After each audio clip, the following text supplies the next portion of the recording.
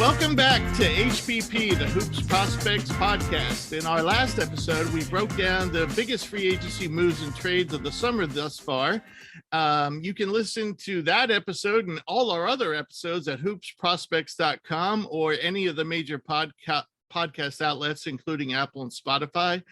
Also, coming up on the website in the future, we will eventually get up our NBA draft grades, which that's my fault. I've been dragging on that. But also, we have a bunch of scouting reports in the pipeline that will be coming up starting this week. We're going to have a bunch of scouting reports based on what the players have done in college, at the combines, and of course, in Summer League.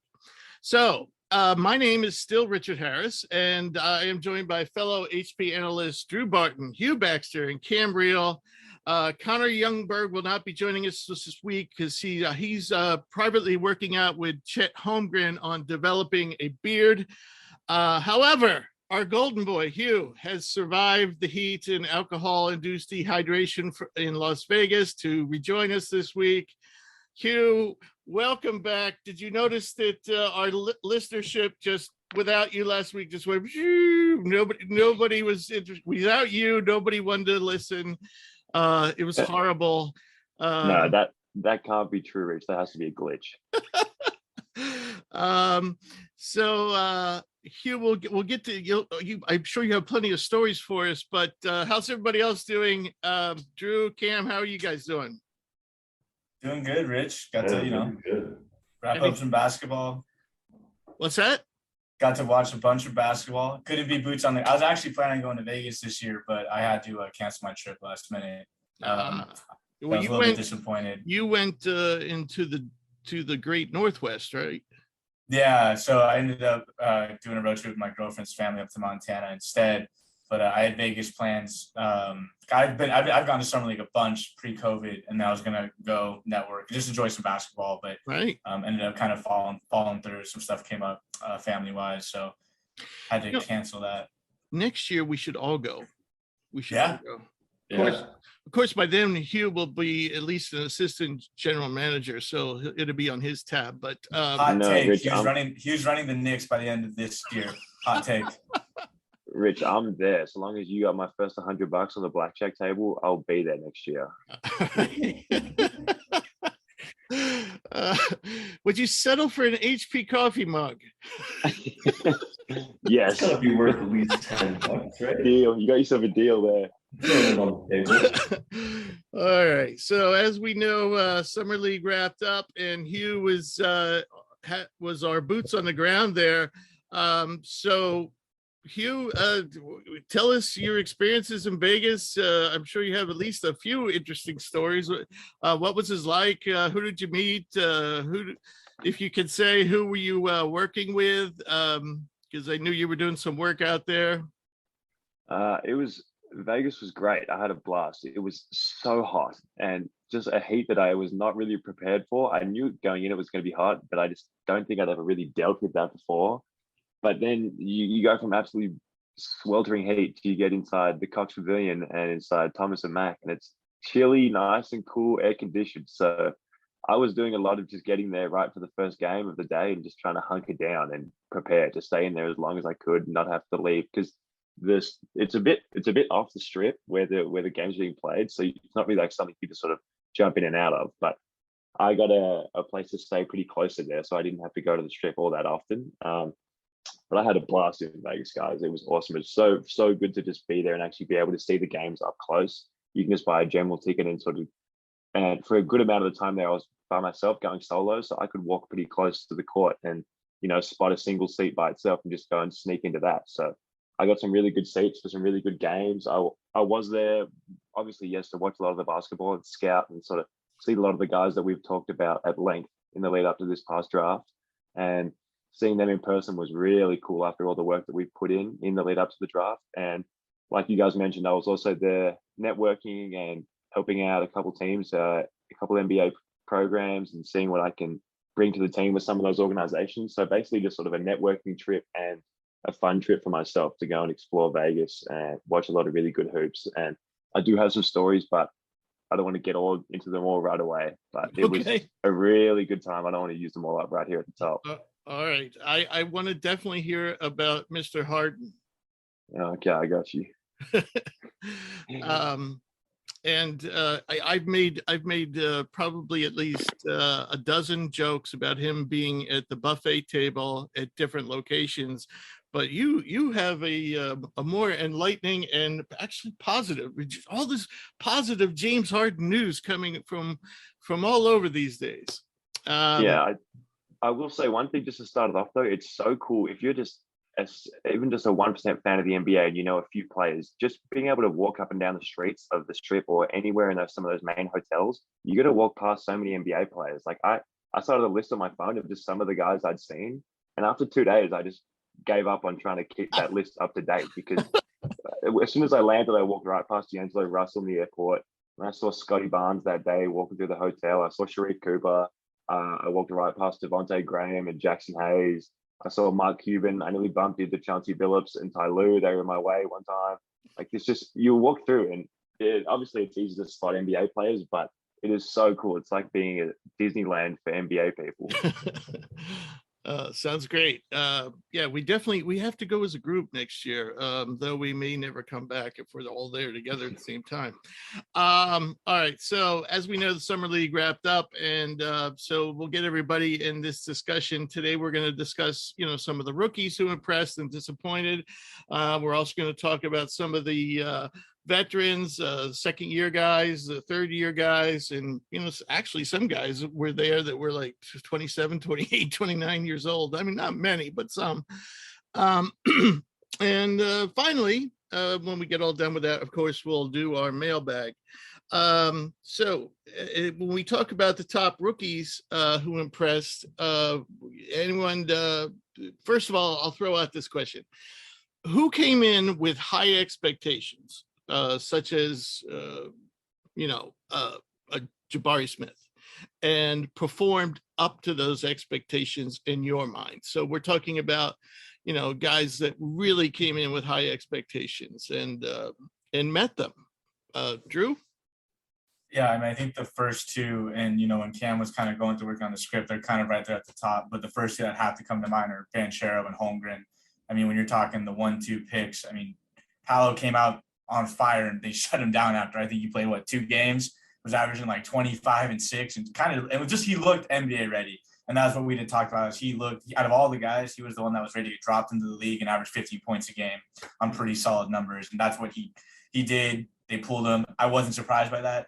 But, Chet, I'm just kind of glad to see get out there and put some respect on his name. I mean, his first game was going to be hard to replicate when he set the Summer League record for blocks and had 27 points, something crazy. He was on fire from 3, and we were joking around calling him Chet Nowitzki and all that. But I think he played well. I mean, Chet's going to have a bit of a learning curve just as with the physicality. We all kind of see that coming, but he still went out and played well. And he has to be given credit for that, because I know when it comes to Chet, he's probably the most polarizing guy. I mean, either you are on the Chet train or you are like, he's going to, bust. It seems like that's where everyone's at with him.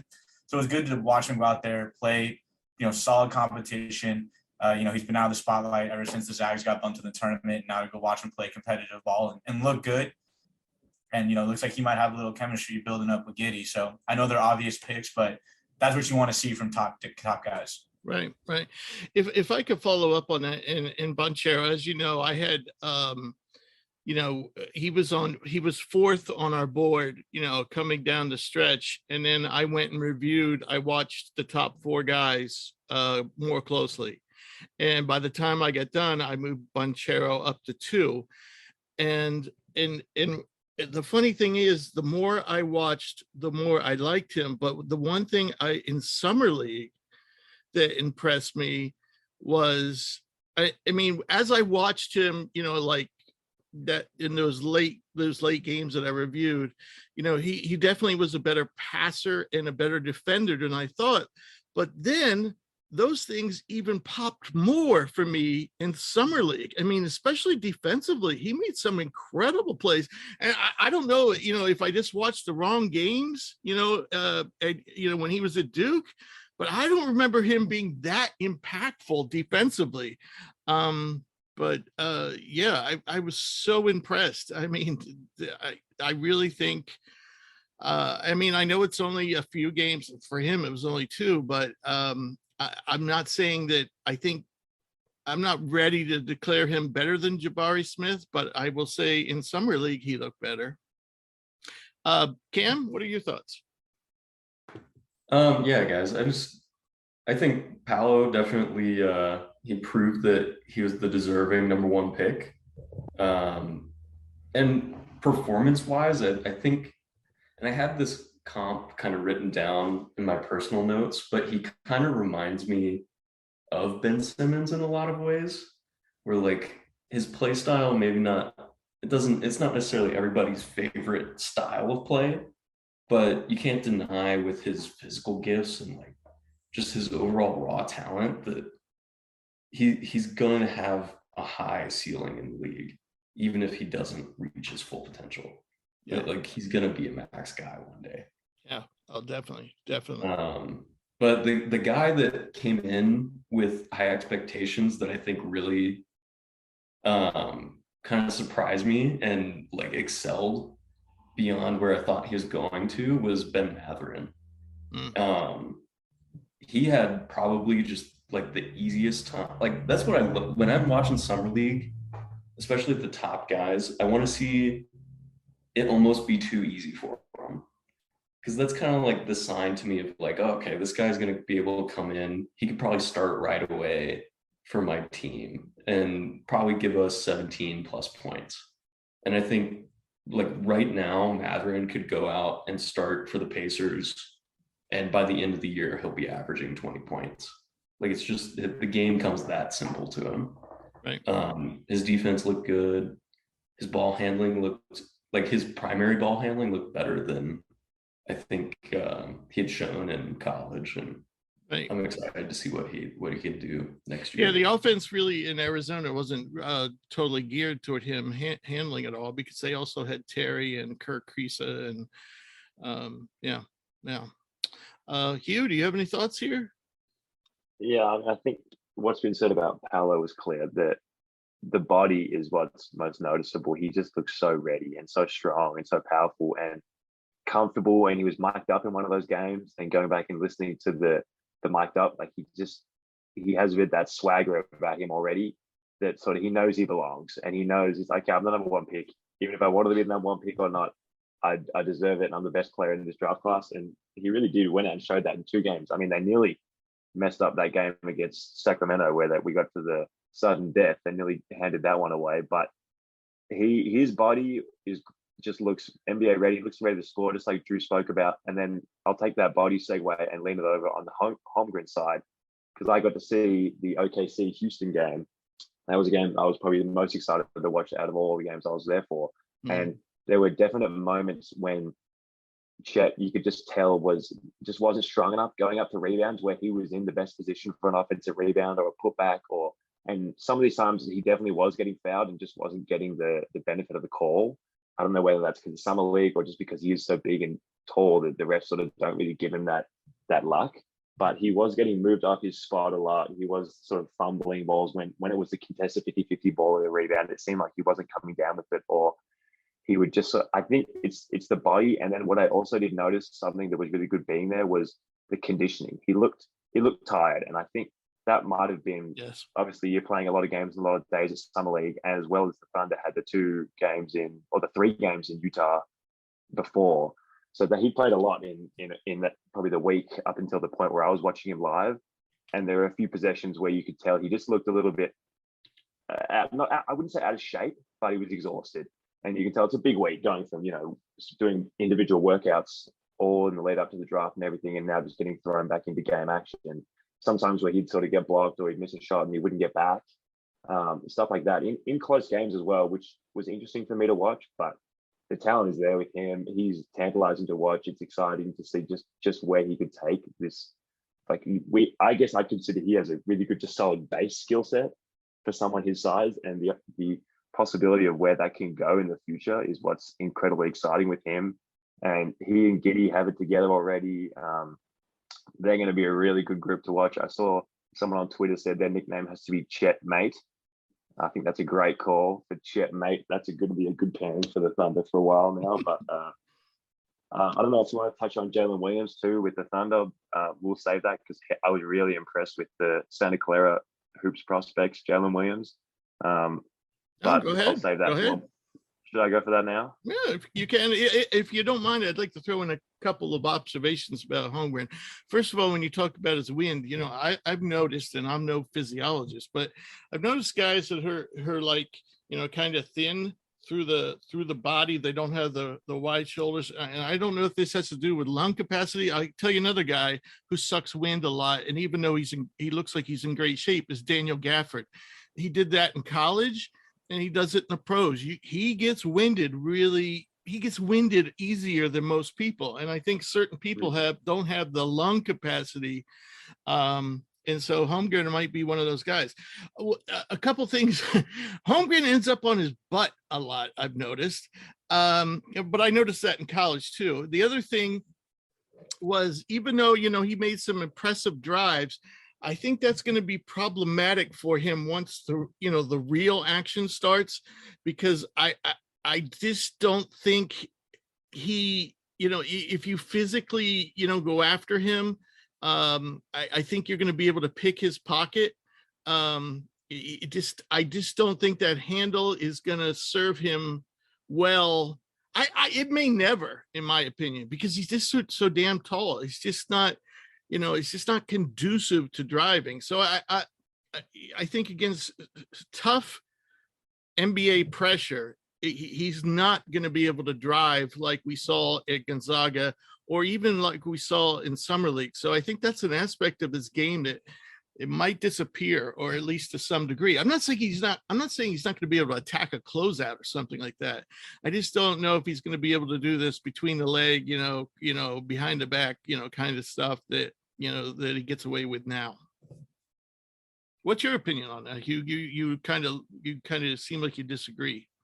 No, I agree with that people are coming for the ball. I saw that happening already when he was trying to attack gaps. And like you said, he's so tall, so his dribble point is higher than most people naturally. And they were just hawking the ball, Houston was. I feel like he didn't get too many turnovers in that game, but he was definitely a lot more comfortable getting to a 1 or 2 dribble, sort of like flip his hips so he got back to the basket, back someone down, and then just use his length to shoot over the top, as opposed to getting all the way to the rim. But yeah, with a bit more time and obviously a lot more strength, then he's going to be able to, keep his line on drives and not have to worry about getting pushed too far out to where the help defense can swipe that ball away from him. Right. And also just, you're right that he does end up on his butt a lot. I think he was on the ground like 4 or 5 times in the game I saw. It takes him a while to get back up, but it's summer league. So you're going to get knocked down. He's got to get up and keep running and keep playing hard. The Thunder were a lot of fun to watch. So I think that's going to be a really exciting young team. Well, that's the other thing I was going to say is the Thunder had an advantage that nobody else did. And if you ask me, the best player in Summer League, right now, Banchero would probably give him his run for his money, and Keegan Murray too. But Giddey, Giddey is just such an amazing playmaker. And nobody else, no other team out there had a playmaker like him. So, and I believe that Giddey wasn't there for Giddey. Giddey was there for Holmgren. You know what I'm saying? Giddey didn't need those reps, but Holmgren needed those reps with Giddey. So I think that was a good move by Oklahoma City. But I think, a lot of players who maybe struggled, because they didn't have a great point guard, but that wasn't an issue for Oklahoma City. Yeah, and we know Giddey makes people look good, and then it was obvious that unselfishness was contagious within the team. And then they were looking for him. They were excited for one another. It wasn't some summer league teams that I saw and we all saw were my turn to score, your turn to score. Right. That's not what the Thunder were playing like whatsoever. No, and there's so many other players on that team, had nice summer leagues like Wiggins and Robinson Earl, and you could go on. They really had a nice summer league, and I thought they actually looked to me like one of the better teams out there. But all right, so do we want to start on Jay Will, or should we flip over to the I think Jay Will's good person to go into right now, Hugh. I was say, if we're going to talk about guys who kind of surprised us, I mean, I think he's been surprising people since the combine. If you really think about it, like we got a small league, not super well known. I mean, the WCC is known for being the Zags, doormat, and for him to kind of within the span of a couple of weeks go from, we'll see how it goes to, oh wow, this guy's physically really impressive, to okay, he's a lottery pick, to he was in the summer league playing well. I think speaks volumes to just kind of the surprising arc he's had over the last, month of his basketball life. You ask anybody, nobody knows who this kid was 3-4 months ago when he was actually playing college basketball. Now he was being talked about as, I won't say steal, but, a guy that is living up to the hype that nobody was really aware of. So Hugh, I mean, if you want to take it away, man, I mean, you probably saw him play. Yeah, he clearly had good chemistry with Giddy already, and I think that's not from time spent together, obviously, but that's from both just playing the game the right way. And there on multiple times he had back cut dunks just off knowing that when Giddy drives, if I sprint out of the corner, my defender's going to be asleep, and I'm getting a lob where I'm getting an easy finish. And then, like I said, that favor got returned in the fact that a couple of times Jalen Williams was the one bringing the ball up the court in a 2-on-3, 3-on-2, and finding Giddy for buckets. So. Jalen Williams was really impressive, rebounded well, looked super comfortable, didn't look like he had any issues coming from a mid-major going against lots of guys that are from high majors or already pros. Look good on the defensive end. That's exactly what I was about to touch on. The length looked really good on the defensive end. He met Jabari Smith at the point of his jump shot one time and just stuffed that back and was moving around talking on defense. That was a really cool thing, was to be able to be there and listen and really hear if teams are talking. And there are definitely points in games where it was just completely silent. And like, that's, for me, I'm someone on the basketball court, I especially on defense, I'm talking. We need to communicate as a team. And I can get it, summer league, some of these teams have just been, thrown together as a bunch of people. But I think on defense, you really need to have that communicative factor, and the Thunder had that. And I think Jalen Williams was probably a big driver in that need and that excitement to play defense. So if anyone else wants to run with him too, I just think, and he interviewed with us, so he knows what he's doing. So was there anybody else that surprised? Well, actually, there's probably at least a handful of guys out there that surprised. How about you, Drew? Yeah, I mean, it's weird to say this about a guy who was the 4th overall pick in the draft, but I want to give Keegan Murray some flowers here. This is a guy and an organization as a whole that we jokingly have poked fun at, and I mean, people have for decades now with the Kings, but I think there's something to be said in sports where too often we kind of either like look for the underdog or look for like the overachiever, the underachiever. And for Keegan Murray to go out there and just take care of business. I mean, yes, he was MVP, but go out there and just play good basketball. It's what we would probably expect from a number 4, overall pick. But because it was the Kings and because there was this concern about, it should have been Ivy, and it just in general, people thought Murray might have been, okay floor, not that high of a ceiling. For him to go out there and just play good basketball, and I mean, average close to 24 points a game in Vegas and shoot the 3-ball like he did, I think across all of his summer league appearances, he was over 40%. It was good to see. I mean, obviously, I'm not saying he's going to go to the NBA and average 24 points on 40% from 3 once, the season starts, but I'm going to give him some flowers here as a surprise, because I'll be honest, I thought he was going to go and be solid. If you ask me if, my top 10 MVP, summer league MVP candidates, no way is he on that list. I'll be completely honest. I would have went with a variety of other rookies or some second-year players. But I just think that he surprised people to take all that noise. And there was a lot of questions about his pick, and people were still going to debate, should have been Ivy, should have been him. But he went out there and for a week through, 4 or 5 games, whatever it was, played good basketball and proved like, hey, I belong here. And I'm an NBA player. How good is he going to be once the league starts? We'll see. But, he proved he belongs. So, Cam, who were some of your surprises? Well, he wasn't necessarily a surprise for me, but I was excited with how JD Davidson played. Yes. 8.2 assists per game. Yeah. And not a lot of turnovers, and he shot, I believe, better than 40% from 3. Yeah. I really question the way he was used at Alabama. I think that was a lot of the problem. He was just kind of thrown in. He was playing shooting guard a lot of the time, or even like like, I mean, even with Keon Ellis, like there would be a 3 guard lineup. And he really is like a true point guard. Like he Yeah. wants Oh, to have the definitely, ball in his definitely. hand. He's a Yeah, He's a yeah. pass first guy. And I mean, we're kind of talking about this loosely, but I think he's definitely one of those guys that you have to circle as a possible steal for the Celtics. Kind of the guy that fans have been hoping they would sign in free agency, like a true passing point guard, and they might have gotten lucky on him in the draft. So definitely a cool pickup. Yeah, I agree. Hugh?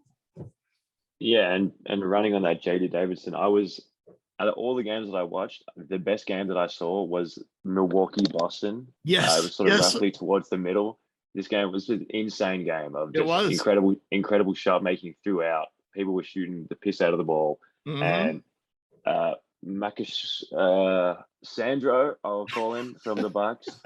Well, actually, his nickname is Mamu. Mamu got dunked on pretty good from the Bucks in the third. I think it was the third or early in the fourth quarter, and then that was by Bergeron from France. Yep, he's a good player too. He impressed me shooting the ball. And then later in that game, Sandro didn't get the same guy back, but on an and one when they were down one, I think, to take the lead. Right. There was just so many on the right block moments in that game. He just spinned off the block and got an and one dunk to take the lead. Yeah, the thing with that game was, though, the score table had they kept on messing up the score. Yes. And it had everyone in the crowd really confused. And to be honest, it built suspense for one, but it also killed a bit of the momentum. But if you go back and watch the very last shot of this game when I'm going to forget his name now for the Celtics, when he rolled his ankle and hit a game-winning three in the same play. Oh, geez. Matt Ryan. Matt Ryan, exactly. He's the guy that we saw dressed up in street clothes all finals long, cheering. He turns out he's a really good player. To roll your ankle and then hit a game-winning three in the exact same play is just what a roller coaster of emotions. And I'd known that it was going to be a mad rush out of the Cox Pavilion as soon as that game ended. And so I tried to beat the rush. And if you go back and watch, as he's shooting that three, you sort of look just behind the backboard in the corner of the gym. You'll see a stupid Australian-looking guy in a big pink T-shirt. There's me just losing my mind that this guy, off a one-legged runner, banked in a three to close the game out. So Hugh, that was you? That was me. Yeah, that was you? That was me. I was at the bar watching that game. I was a couple of beers in, and I was going nuts. And then sure enough, it was you. And you know what's funny is Lindell Wigington almost won it for Milwaukee on a half-court shot. He almost made that thing on a heave. Yeah. No, that was a really incredible game. So I was super glad that I was in the building for that one. And the Cox Pavilion, in my opinion, is a bit better than the bigger Thomas and Mack Arena because it's like going to a mid-major college game. It's a small little gym, and you can sit 4 or 5 rows behind the game. And as a fan, Rich, believe it or not, you can have an effect on the result of the game. I could scream out the first game I saw there, the Spurs were playing. Another quick story from Vegas, and it was probably 2 p.m. and this one drunk Spurs fan was pissing me off so much in the first half because every time, not even Josh Primo got near the ball, anytime Josh Primo got vaguely on the court, this guy's Primo, screaming at him the whole game long. And it was a quiet gym. Everyone in the gym can hear him. Clearly, Josh Primo can hear him. And it got to the point where I was getting secondhand embarrassment just from being somewhat associated to this guy. And then, thank goodness, at halftime, he gets up and he's like, yo, save this seat for me. And I said, look, mate, you are not sitting here for the second half. You don't come back to this spot. Wow. The experience from the so that was actually good practice if we go to Vegas next year for you hanging with me, because you're going to have a lot of that secondhand embarrassment. Oh, yeah. I'm not sitting with you. I'm not sitting anywhere near you then. I just want to get back on track a little bit here. One guy that I'm really impressed with performed well. Some slight bias here is Jack White. He is a guy that tore his Achilles 15 months ago and is now just signed a two-way in the NBA. So I think that's an incredible turnaround, bounce back from that injury really quickly.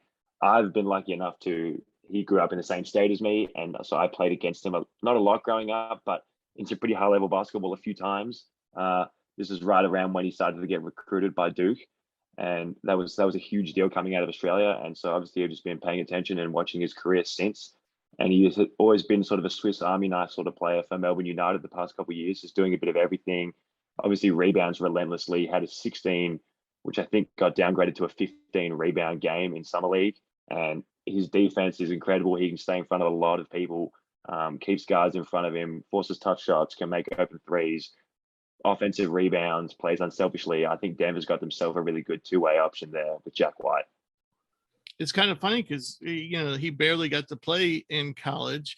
And, you could probably name just off the top of your head, you could name at least 6 guys over the last 5 years from Duke that came in highly touted and have turned into nothing, well, maybe not nothing. And it might be too soon, but think about Trayvon Duvall, Cassius Stanley, Bolden, the big center, the other big center plays, who's like third string for Detroit, Vernon Carey, who actually played well in Summer League, by the way.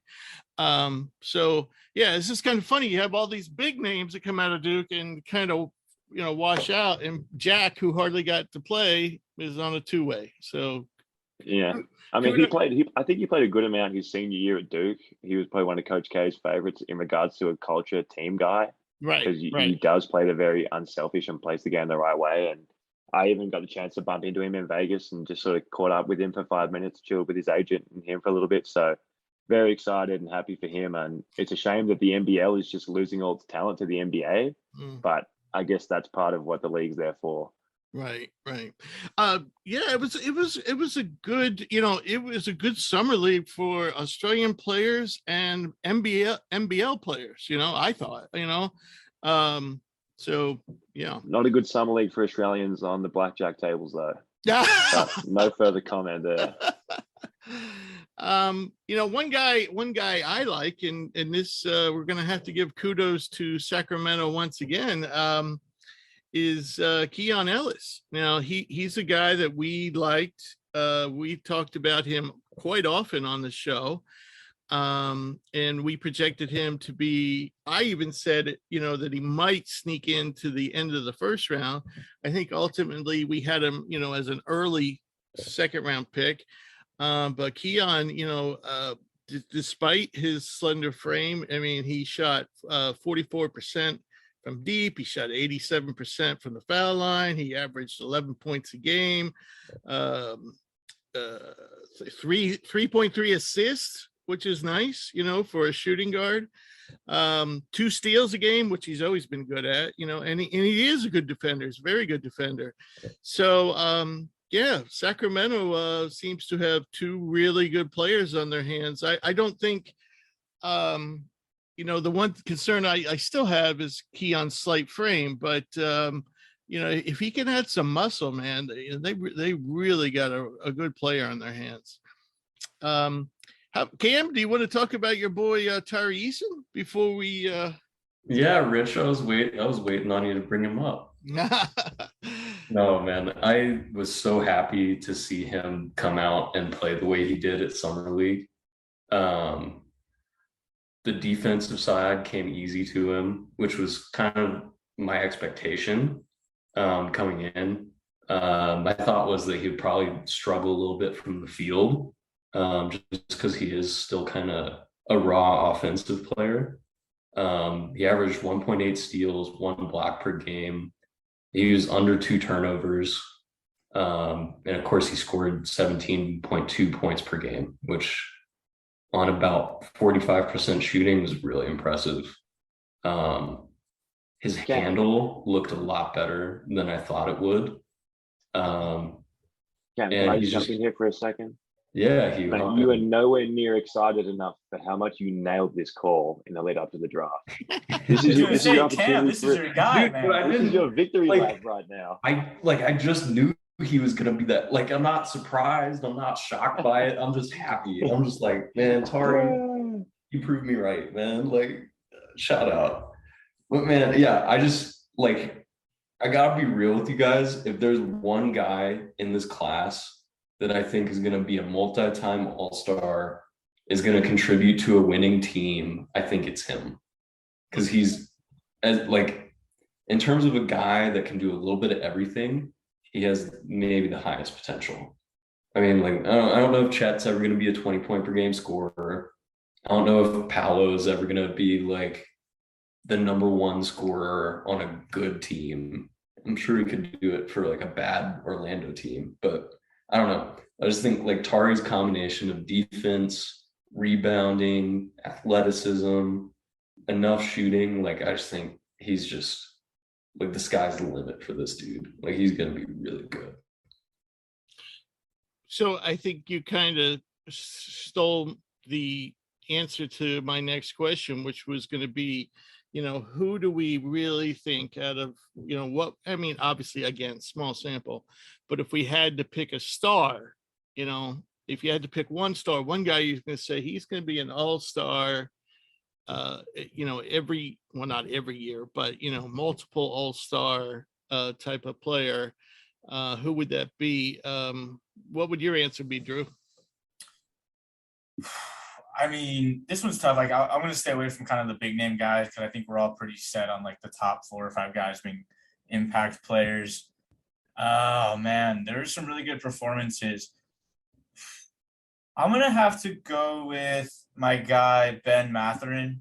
I saw a lot of Ben over the course of the collegiate season being out here on the West Coast. I mean, he was one of the top guys for me to scout and watch. I mean, it was Chet, and then I had him as the number 2 guy out West, like, period. And like, I think Cam summed it up really well. He just looks ready to play basketball at the next level. The scoring came easy to him. The shooting came easy. I was, like Cam had mentioned, really surprised that he was a little bit more comfortable on the ball than I thought. Like, he was a great off-ball scorer for that Arizona team, which was pretty loaded, but he came into the Indiana role and had no problem just kind of stepping in and being the best player out there. And I love his confidence, man. I mean, he's got some of the funniest takes out of all the rookies. I mean, when he said that LeBron's got to prove it to me, I mean, we kind of laugh. Like, he's like, yeah, LeBron's got to really prove to me that he's that guy. And I mean, I think it just speaks to it speaks volumes to the kid's mindset. I mean, I'm sure part of that is just him kind of, having fun, poking fun, but also like, hey, like, I haven't played him yet. And the confidence of when I step on a court, in my mind, I am the guy until proven otherwise, I think it's going to carry him a long way. That's not to say that I don't think like Paolo's going to be great. And another guy that I'm really bummed we didn't get to see more of was Jay Ivey because he looked awesome in his limited play. I mean, he only played, I think, 2 games before, he got pulled with an injury. But I mean, he just, as much as credit as I want to give Keegan Murray, I think Jay Ivey's going to be better than him. And I mean, he looked sharp. And, I'm a big fan of the guy. He's fun to watch. Like, what carried over that you're worried about with him was, is he still going to look like the best athlete on the floor, once he gets, and the answer was yes. Yeah. When I watch Jay Ivey, I watch Jay Ivey the same way I watch like Ja Morant, where I'm like, this kid might just do something that's going to make me go, is that human? Like, did I just see him do that? Like, that's what I saw at Purdue. There'd be moments you're like, I just saw him take the ball and like 3 dribbles dunk on somebody after that doesn't make sense to me as like a normal human being. And so, I wish I got to see him play more, but he was awesome. I know we'll talk about some sleepers. There's some like sleepers and steals that I want to get into, so I'll pass it on to Hugh. But there was a lot of good summer league ball, and I was, excited to see some guys really show up and show out. Yeah, I agree. I didn't get to see Matherin in person, which I was disappointed about because he was someone I really wanted to see, but I cannot wait to see what he can do on the Pacers this season. If the question, though, we're going off all-stars, someone we think can consistently be an all-star, I don't think I can stay away from the top 5 like Drew could. I think Keegan Murray has the ability to be, I think playing for Sacramento might hurt his options or ability to be an all-star, but we discussed him already, but his size is what I didn't factor in as much until I really saw it there. He's huge.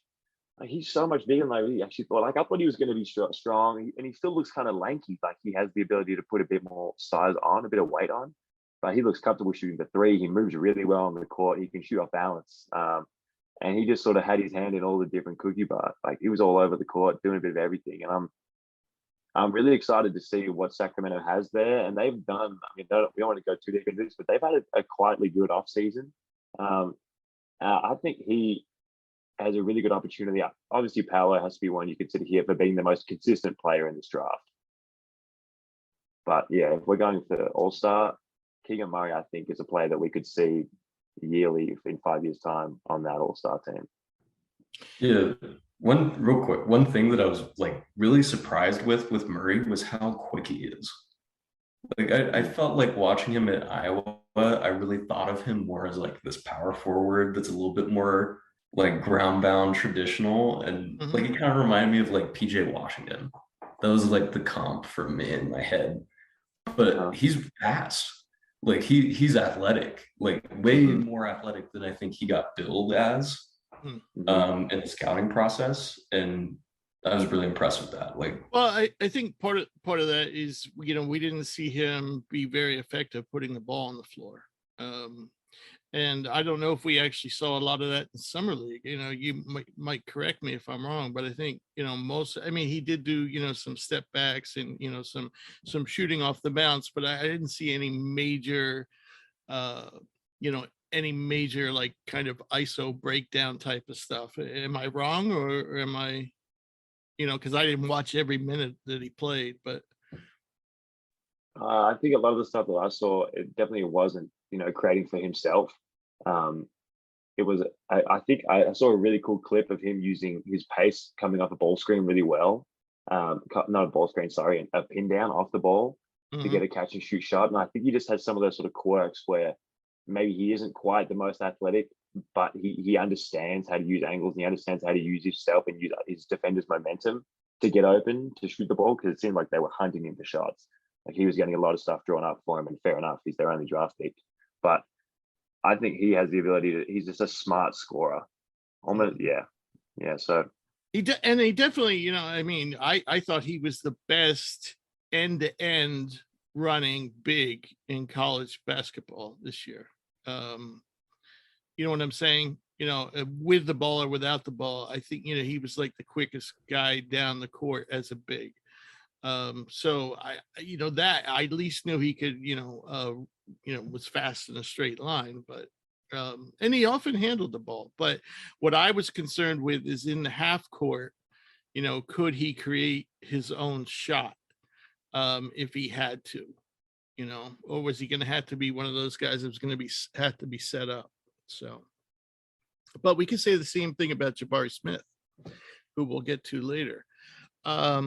So one last question on the guys who, performed positively, and we've probably mentioned, but what guy do you think is looking like the biggest steal right now? This is one, and I think Cam's going to agree with me. Jabari Walker, man. Cam and I have talked about him before, and, we've mentioned that he was much higher. We both had him as, pre-draft in our first round. I was in like the 20s, and I think Cam said you might have had him in closer to the lottery. But he might have been 12 on my board, actually. Like he was super high. Yeah, I had him in like the early 20s, and I think the NBA game is going to work for him. I think Portland's a good spot for him because they're kind of in a youth. I mean, obviously Dame's going to be there, and it'll be interesting once the season actually starts. But man, I thought he looked awesome. In 22 minutes, the fact that he almost averaged a double-double, the three ball looked really good. Having watched a lot of him, like his 3-point shot, which was kind of a big thing that people were hoping to see expanded in his sophomore year, kind of struggled, but he got really hot near the end of the season, and he carried that into summer league. I mean, he shot 63% from the field, averaged a block a game. I mean, he just looked like super comfortable out there. And I think the NBA, where his motor, his willingness to run the court, I mean, he's got a little bit of, some guard-esque skills. I won't say he's a full-on like point forward, but he's a little bit comfortable with the ball. He can shoot the three. I thought he looked awesome.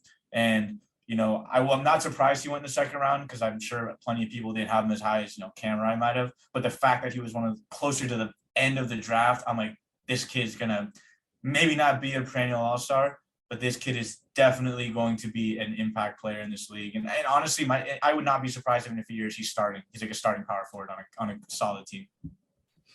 Yeah.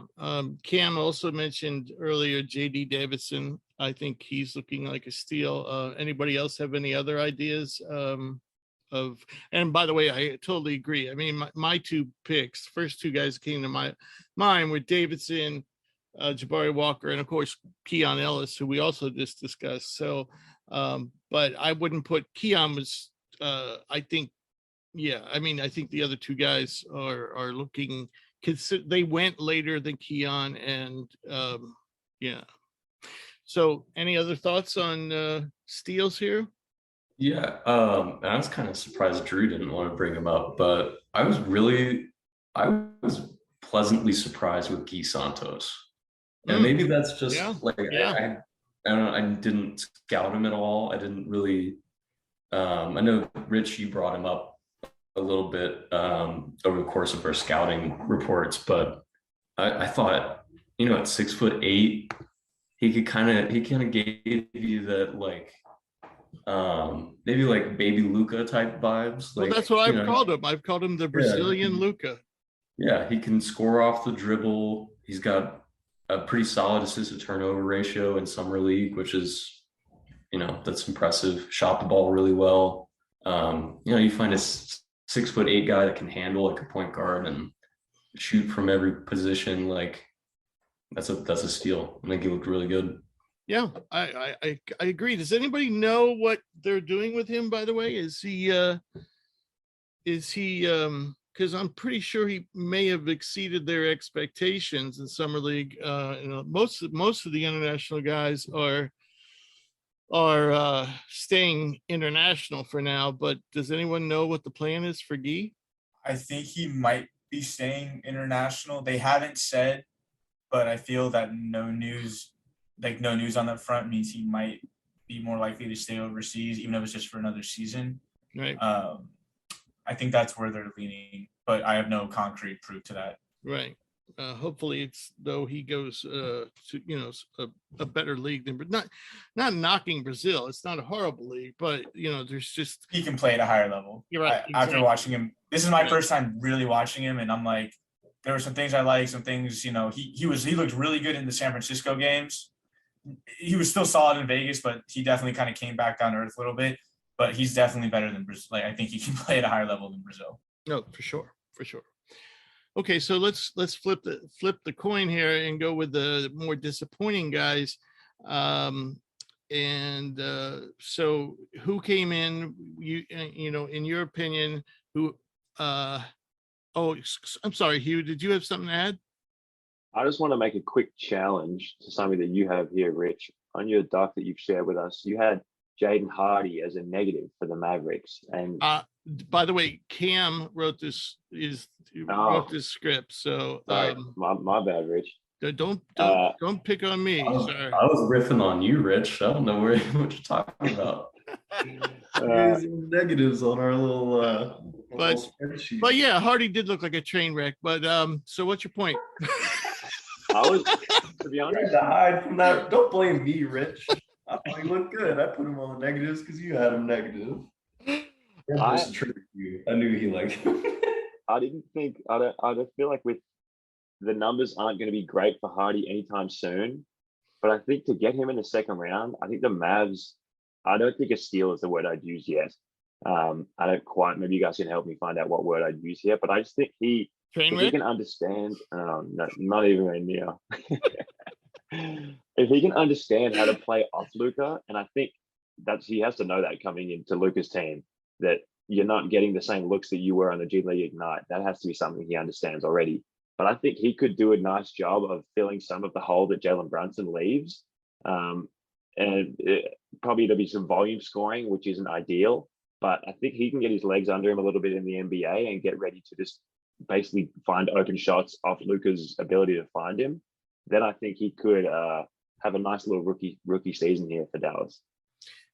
What I'd like to say before we continue, when I look at this list, we have about 15, 20 guys here that didn't quite meet expectations. I would say that the majority of these guys, there's no way I'm ready to write them off. And for example, Marjan Beauchamp, I'll give you an example. He made some really nice plays, but I would say on, if you watched him, probably for every nice play, he probably made about 2 not so nice plays. So, you could see flashes of talent there. And of course, most of these guys that we're going to be bringing up are 18, 19, 20 at most. So, yeah, I just want to throw that in there. And I'm certainly not ready to write off Hardy. I think what we're talking about here in this instance is basically, guys that just didn't, look as good as, as we would have hoped. But okay, so Cam? Yeah, I think going off of that, Rich, I think there's really only 2 guys on our list that really came in with super high expectations to begin with. And it's probably Jabari and Johnny Davis, who went 10th. Right. And Johnny Davis had a really rough summer league. Yeah. His shooting percentages were bad. His shot selection was really rough. And he kind of had one of those series where it's like, he's getting good looks, but even the good looks aren't going in. And you could say that Johnny Davis didn't have great shot selection in college. I mean, I don't know if there was a player, in this whole draft class that took more difficult shots and made, he had to make the most difficult shots of anybody, in this draft class. And the problem is a lot of them were from mid-range.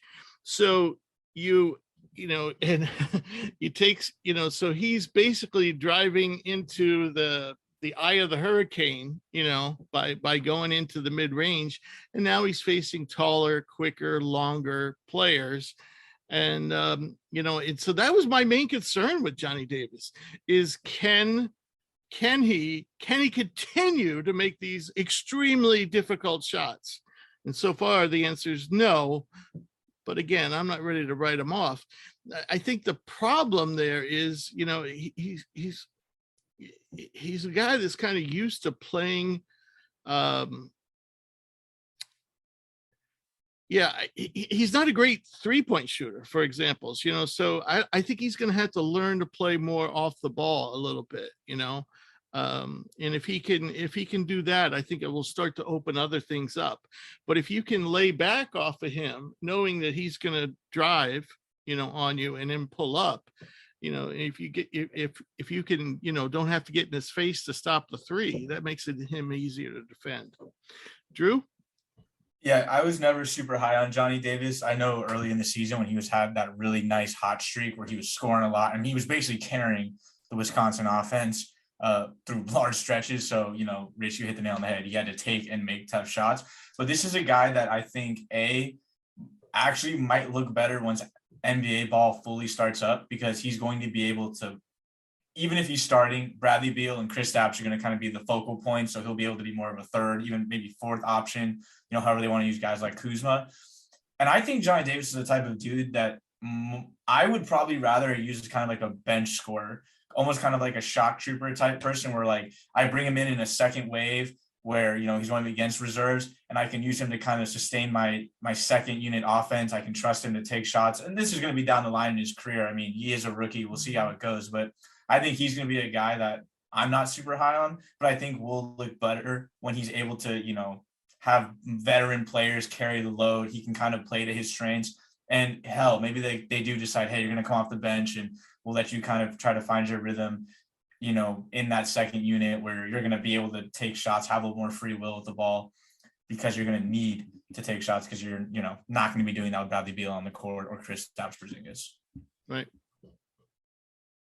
Hugh? Yeah, okay. I'm going to touch on Jabari Smith.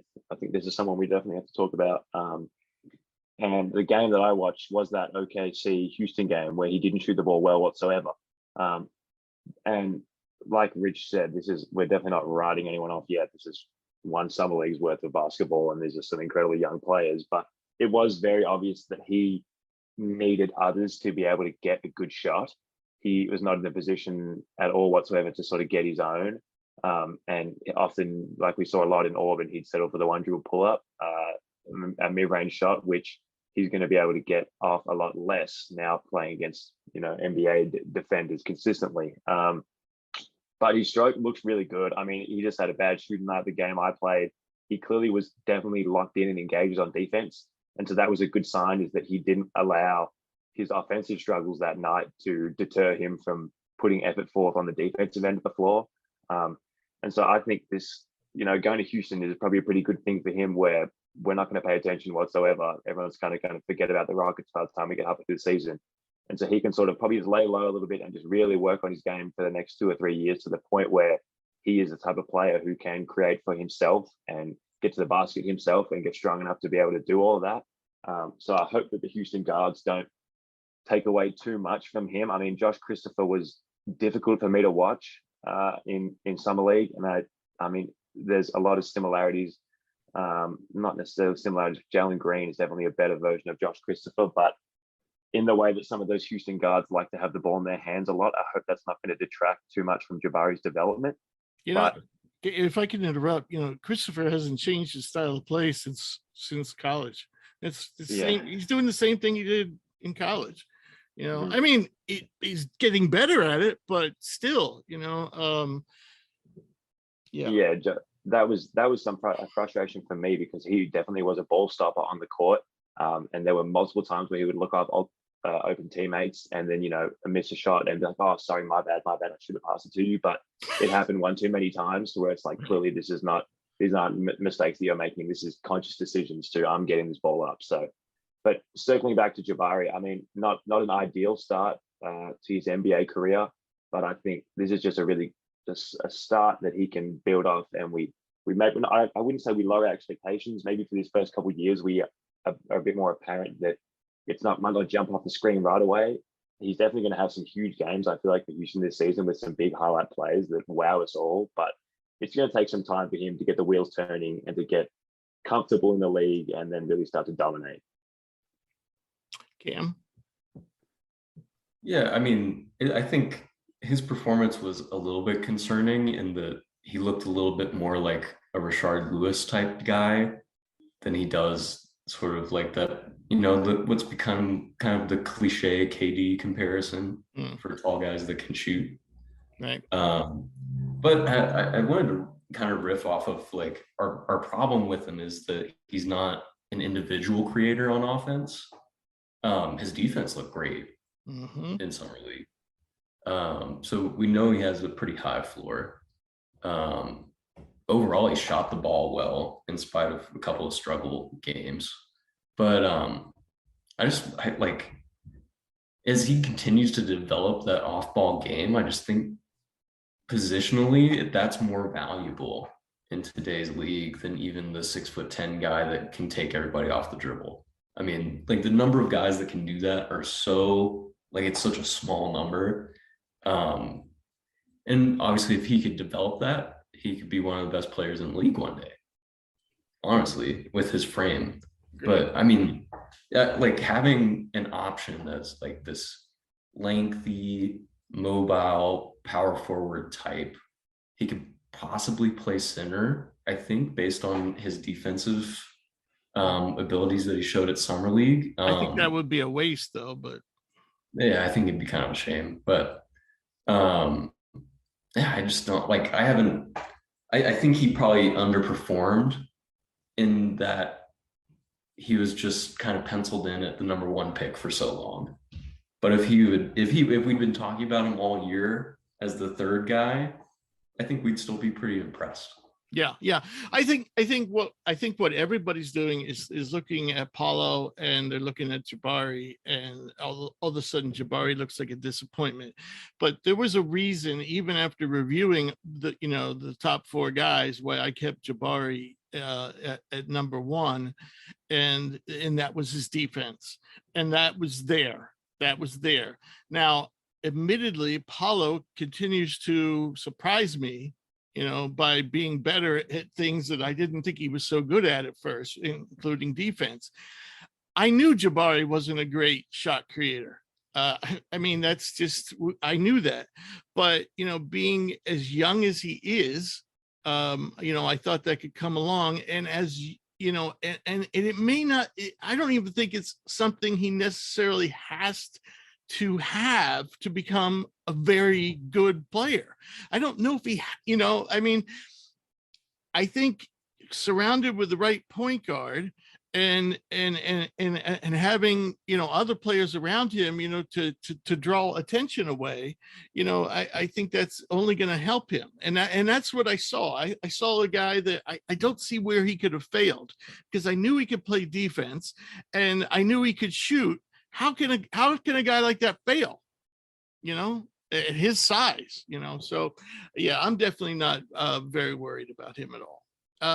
So was there anybody, I know we're trying to stay away from this type of, prediction based on a small sample, but is there anybody that you're thinking, man, he looks like a bust? Does anybody have, or I think there's a good chance he's going to be a bust. How about Peyton Watson? I mean, he couldn't even make foul shots. I was gonna jokingly say Shaedon Sharpe, but again, we saw him play like 2 minutes of basketball, so who the hell knows? We'll get to him. We'll get to him in a bit. I've been very low on Peyton Watson from basically the start of his UCLA career. I do not understand him coming out, because if he came out in summer league and played really well, because there were the excuse makers saying, oh, he never got a chance. It was a veteran UCLA squad. They were trying to contend. He didn't fit the time frame. But I was like, no, I just don't see an NBA ready player. The kid's offensive game, I mean, raw is an understatement. And yeah, there's flashes of defensive potential, but if his basketball IQ and mind isn't ready and he doesn't know how to use it, what good is it? He's just a really tall, long kid at that point. I just feel that he's going to regret coming out as early as he did. I root for him. I'm always a proponent of West Coast basketball, but man, I am really worried about him. I just don't see it right now. I think it's going to take him too long to get where he needs to. And at that point, they're going to have written him off. Yeah, I mean, he's just not the type of player a contending team should have drafted in the first round. And we were hard on that team about their draft. And you know what? Christian Brown didn't play very well either. I wanted to talk about him too. Yeah, I mean, that draft just is looking bad right now. Cam? Yeah, Rich, I just kind of wanted to flip the question around a little bit, because I think this draft is already looking like one of the deeper drafts, and it's kind of become a trend in recent years. Like, it seems like teams are finding guys in the late 30s, 40s even, that are going to be rotation players. But I think there are a handful of guys that, they're not necessarily busts, but I think they underperformed expectations to a point where I'm a little concerned if they're going to be, in that sort of rotation, if they're going to get minutes, are they going to be in the G League all year? Are they going to make it to that second contract? Right. One guy that maybe stood out to me is he disappointed for where he was drafted was Jake LaRavia. I was thinking, as you were talking, the LaRavia is the guy that popped in my head. Yeah, just the Grizzlies moved some real assets to move up to get him, and then he got outplayed by David Roddy, and positionally they're basically the same position. It's like the Grizzlies threw two darts at the same dartboard, right? And he didn't shoot well. His turnovers were up, which I was never high on him, just because the first game I watched of him at Wake Forest, he had maybe 3 of the worst turnovers I've seen in a D1 game in a row, just forcing the action. But I don't know. There's not a lot of super disappointing picks in this year's draft, at least not for me. The other thing, I mean, when you consider that they gave up 2 picks to get him, okay, and then you consider that they have Zaire Williams, Desmond Bane, Roddy, and him basically all the same position, you're right. I mean, somebody's going to end up going to the G League, and right now it looks like it's going to be Jake, So true. we had mentioned Christian Braun, and he's somebody I wanted to touch on off the Peyton Watson topic. And I only admittedly got to see him play about 3/4 of one game. I didn't watch a lot of the Nuggets overall, but I'm looking at his stats, and I don't know if you guys got to see him more, but I wanted to get your guys' opinion on him, because here I'm looking at him and his shooting percentages were awful. 30% from the field, 12% from three, 56% from the free throw line. But then I kind of scrolled through the box score, and while his offensive game was really off, I am seeing a player who did have almost 6 rebounds a game, almost 5 assists, almost 2.5 steals, a block. And I know PER is not the end all be all when evaluating NBA players. I don't want to make that mistake. I know it's a lot of stock gets put into that when it's kind of a flawed system, but he did have a 14 overall PER, and the NBA average for a player is 15. I like Braun, and I think that once he has Jokic helping facilitate the offense more, and he's got Murray there, I think he's going to definitely score better, or at least shoot better. What are your guys' thoughts? Because the rest of the box score actually doesn't look awful, but man, those shooting splits are rough. Well, first of all, the reason is flawed is because it's heavily influenced by rebounds, and that's why he has a decent Right. That's So I just thought I liked Christian Braun. I just thought he was drafted too early. I considered him a late first rounder at best. Somewhere between 28 and 35, he should have been drafted somewhere in there, or maybe 28 to 38. So I just think Denver, just didn't seem to know what the hell they were doing. It's just, and that has nothing to do with Christian Braun. I just think he was drafted higher than he should have been. So, and I never expected him to be a star. I thought he would be a good role player. Cam? Yeah, I think I'm going to throw this take out there. And obviously, I don't have any evidence for this, but obviously, the Nuggets GM left pretty close to draft date. Indeed. And this draft just really it gives off the scent to me of they lost their kind of leadership, and the move was just hey, Mike Malone, who do you want? Because when you watch Watson and Brown play, the thing that stands out to me is that they both play with a ton of energy, and I think they're both plus defenders. And they're both athletic. Yeah, they're both really athletic, and it just kind of it kind of feels to me you get these guys in for a workout and they're just going harder than everybody, even though they're kind of struggling skill wise. But I had such low expectations for both of them that I was kind of surprised at how well they did box score wise. I'm just picturing Mike Malone right now just getting so chuffed over dudes trying really hard in a skill workout, and he's just falling in love with them. And I think you might be right. they're just sweating, Christian Braun's bleeding. Nobody knows how, but it's a non-contact drill, but somehow he injured himself. Corner threes, and he's got a broken ankle somehow. He's still hucking up threes. Dude, we were just shooting corner threes the whole time. What's going on? Yeah, did you trip over something, bro? What happened? I don't know. I was surprised. They played really hard. Watson had that one game where he was getting some putback dunks. He had some nice drives off the bounce. So there's an NBA body there. He's an NBA athlete. He's not going to have a lot of playing time. And they've shown that they're pretty good at developing talent in Denver. Maybe they can find something there. And Brown, I think, has a chance to maybe crack the lineup if he can bring his shooting numbers up. Because that's really all that he needs to alter about his game right now, I think. Because his defense is there.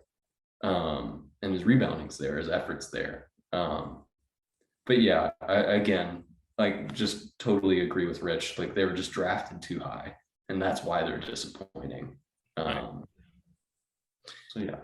So yeah, along those same lines, I have to bring up our favorite whipping boy, Shaden Sharp, and I watched the replay of him getting hurt, and I'm thinking people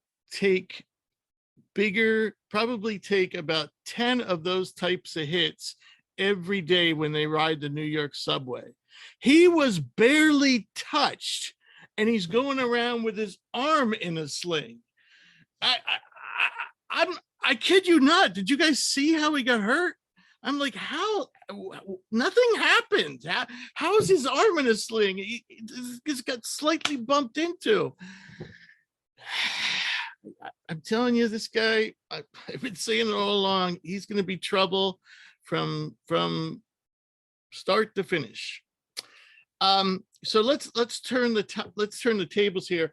Of the guys who struggled that we have here, and obviously our listeners can't see the list, but of the guys who struggled, who are you least concerned about? And I'm going to throw Jabari Smith out.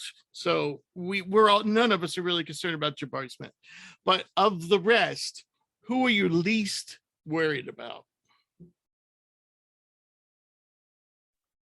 I'm going to say Marjon Beauchamp, just strictly off his defensive ability and intensity and care to defend. I also think Ty Washington is going to be really good too. I don't think we should be worried about his summer league. He played pretty well except for shooting. Yeah. I saw. I mean, and he made the game-winning floater in the game that I was at. He looked like he was comfortable and excited to be in that position to take that shot, and that was a big plus in my book. Anyone else? Well, I have two guys I'd like to mention. Wendell Moore did not play well. I'm not overly concerned about that. Now, Blake, most people would, I think your casual observer would say, well, Blake Wesley played great. He did not play great. He was just like at Notre Dame. He was totally inefficient, and which is why I never had them very high on a draft board. I mean, we had him like, I don't remember exactly, but somewhere between 25 and 30, while other people were saying he's potential lottery pick. And I never saw it because of the lack of efficiency. The guy still struggles at the rim, and obviously you're not going to expect this stuff to change overnight, but so that's why I thought Blake didn't play well, but I'm not too concerned about it. So those would be the two guys I'm probably not that concerned about, is Wendell Moore and Blake Wesley, though I will say San Antonio's got an issue of point guard right now.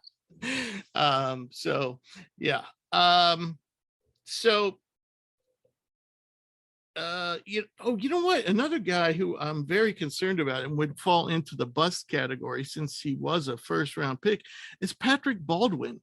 I mean, he must we have to check the Guinness Book of World Records. He must be closing in on the record for the longest time out with a sore ankle.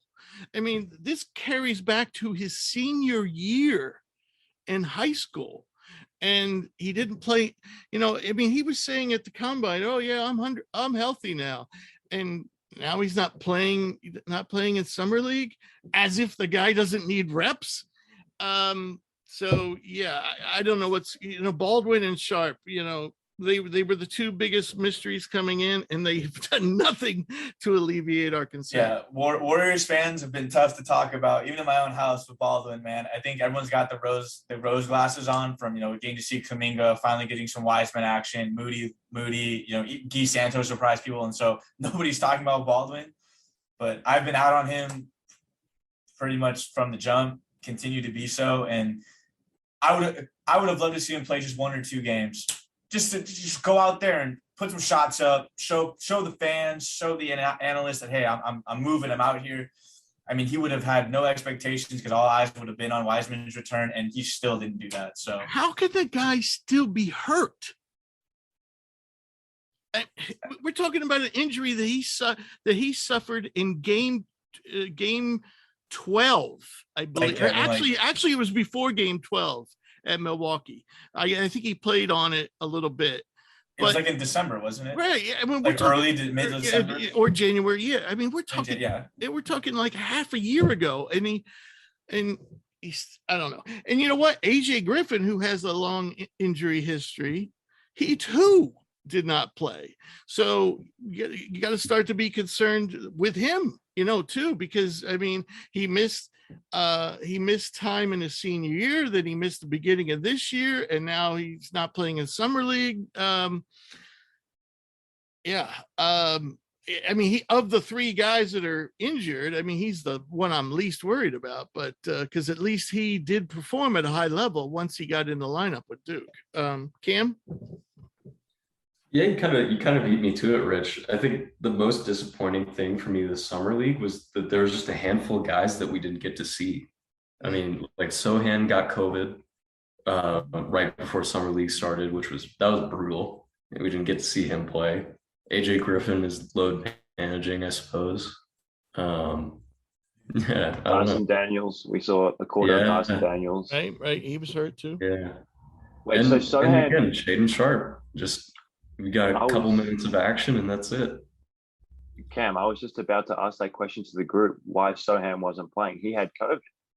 Yes. Yeah, he had COVID and he was recovered in time, but San Antonio didn't want to play him because he had no prep with the team. Okay. So he would have gone out there cold. So that's fair enough. I was actually pretty close to Sohan, and he was not masked. So maybe I should go and get a quick rapid test just to make sure I'm negative. I was sitting there like, why isn't he playing? And he's sitting on the bench right next to all the coaching staff, and I was really excited to see him play. So I had no idea up until now. All right. Hey man, Jeremy, the hair's looking nice, dude. Keep it up. Well, you see what he said about Westbrook, and then he had to apologize about it on Twitter. No, don't apologize. No. Don't apologize. What did he say? He was absolutely right, 100%. They were doing like a quick thought-provoking game or something just for some content for the Spurs Instagram page, I think. And it was like, say the first thing that comes to mind when we say this player's name, and they said Russell Westbrook, and the first thing that came to mind was bricks in Jeremy Sohan's mind. It was like a word association game. Like he had like, so I forget. I think he might have. I don't know who he was with. It might have been Branham. It was Branham. Yeah, and they had like Post-its, and he had to hold it up on his head, and like he would look at it, and then Sohan was holding up Russell Westbrook's name, and they was like trying. He's like, Russ gets a lot of these. He was trying to get him to say triple doubles. It's like Russ gets a lot of these, and Sohan's like bricks. Oh, that's brutal. It was a rough summer league for Russ and Russ fans. Yeah. The snub. Everybody can't stop talking about the snub. I think it's so funny. Like, these are grown men that are making millions to play ball, and they can't speak to each other at summer league. Like, it's just getting sillier and sillier. That's why the show Game of Zones came about in the first place. Surprised it's not still around because there's plenty to make fun of.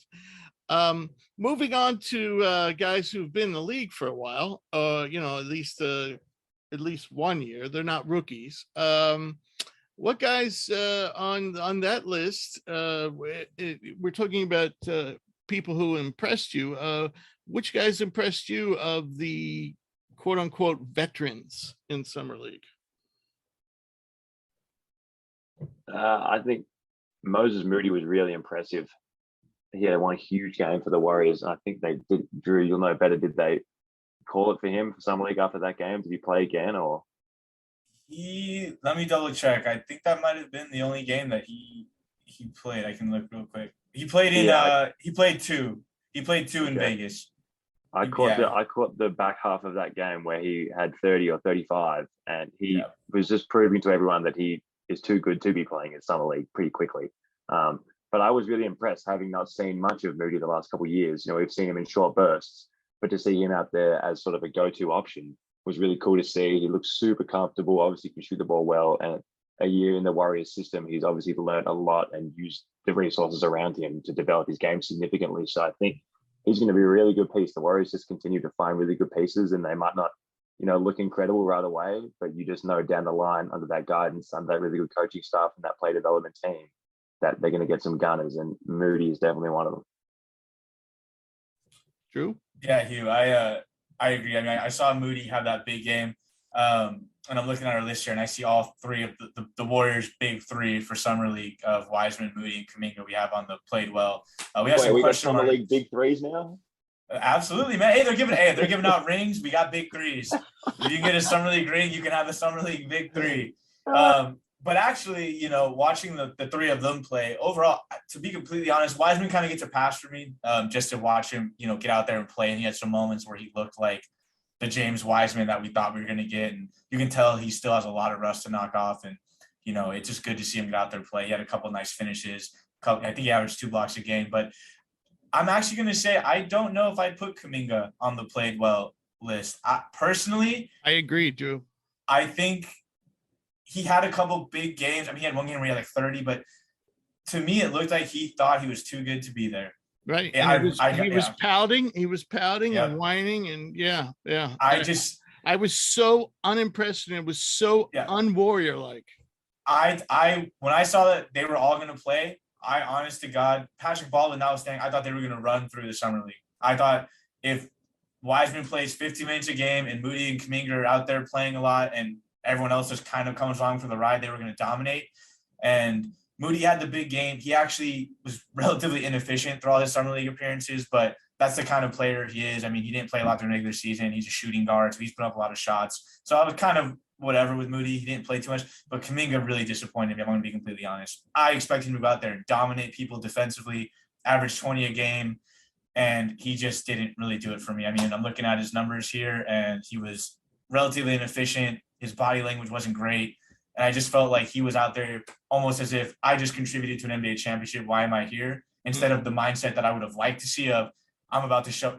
Josh Giddey was the prime example of what I want him to be. I think Josh Giddey went to summer league like, I'm going to be here with my young teammates. I'm going to show up. I'm going to play hard. I'm going to show the young guys what's up. Young guys, they're all young. And I thought Kuminga would come with that kind of energy. I hoped for it. And he looked like he wanted no part of it. And he disappointed me. Unwarriors like Rich is a great way to put it. Yeah. And you know what, it's those types of guys I think we're going to consistently see coming out of Ignite. And, what's the other joke? Well, Ignite's not a joke. Yeah, but Overtime Elite is a joke. And, I think it's just going to be these entitled guys that, I'm concerned. I'm concerned about that. For me, I'm going to name a group. One guy who really, really impressed me was Nemi Kita, the big center for Sacramento. I've always liked him. I thought I thought he was going to be a good pro. So far he's got some work to do still, but I think he's on his way. But as a team, when you the team that impressed me, that had a lot of young pieces seemingly working together was the Knicks, with Grimes, McBride, and Jericho Sims. All those three guys really, really played well. And so did Ferran Hunt, and even Daquan Jeffries played pretty well. So now I don't think Jeffries is on a contract with them, but Hunt is on a 2-way. I think McBride's now on a standard contract, Sims on a standard contract, and of course Grimes is on a standard contract. So as a team, I thought that those are the guys that really impressed me. Anyone else? Man, I loved watching Sandro Mamukelashvili. So I really liked him coming into the draft last year. Knew he wasn't going to get a lot of playing time in Milwaukee. I think he had one game last year where he got some playing time. He actually went out and scored, which is what he does. But I mean, it's impressive to see a guy at his size. Like, I mean, he's 6'10", but he's like a big 6'10". He's a center type body type, 6'10". He's changed his body too. Yeah, he's gotten skinnier, but he's strong. But muscular too. Yeah, he's strong. Mm-hmm.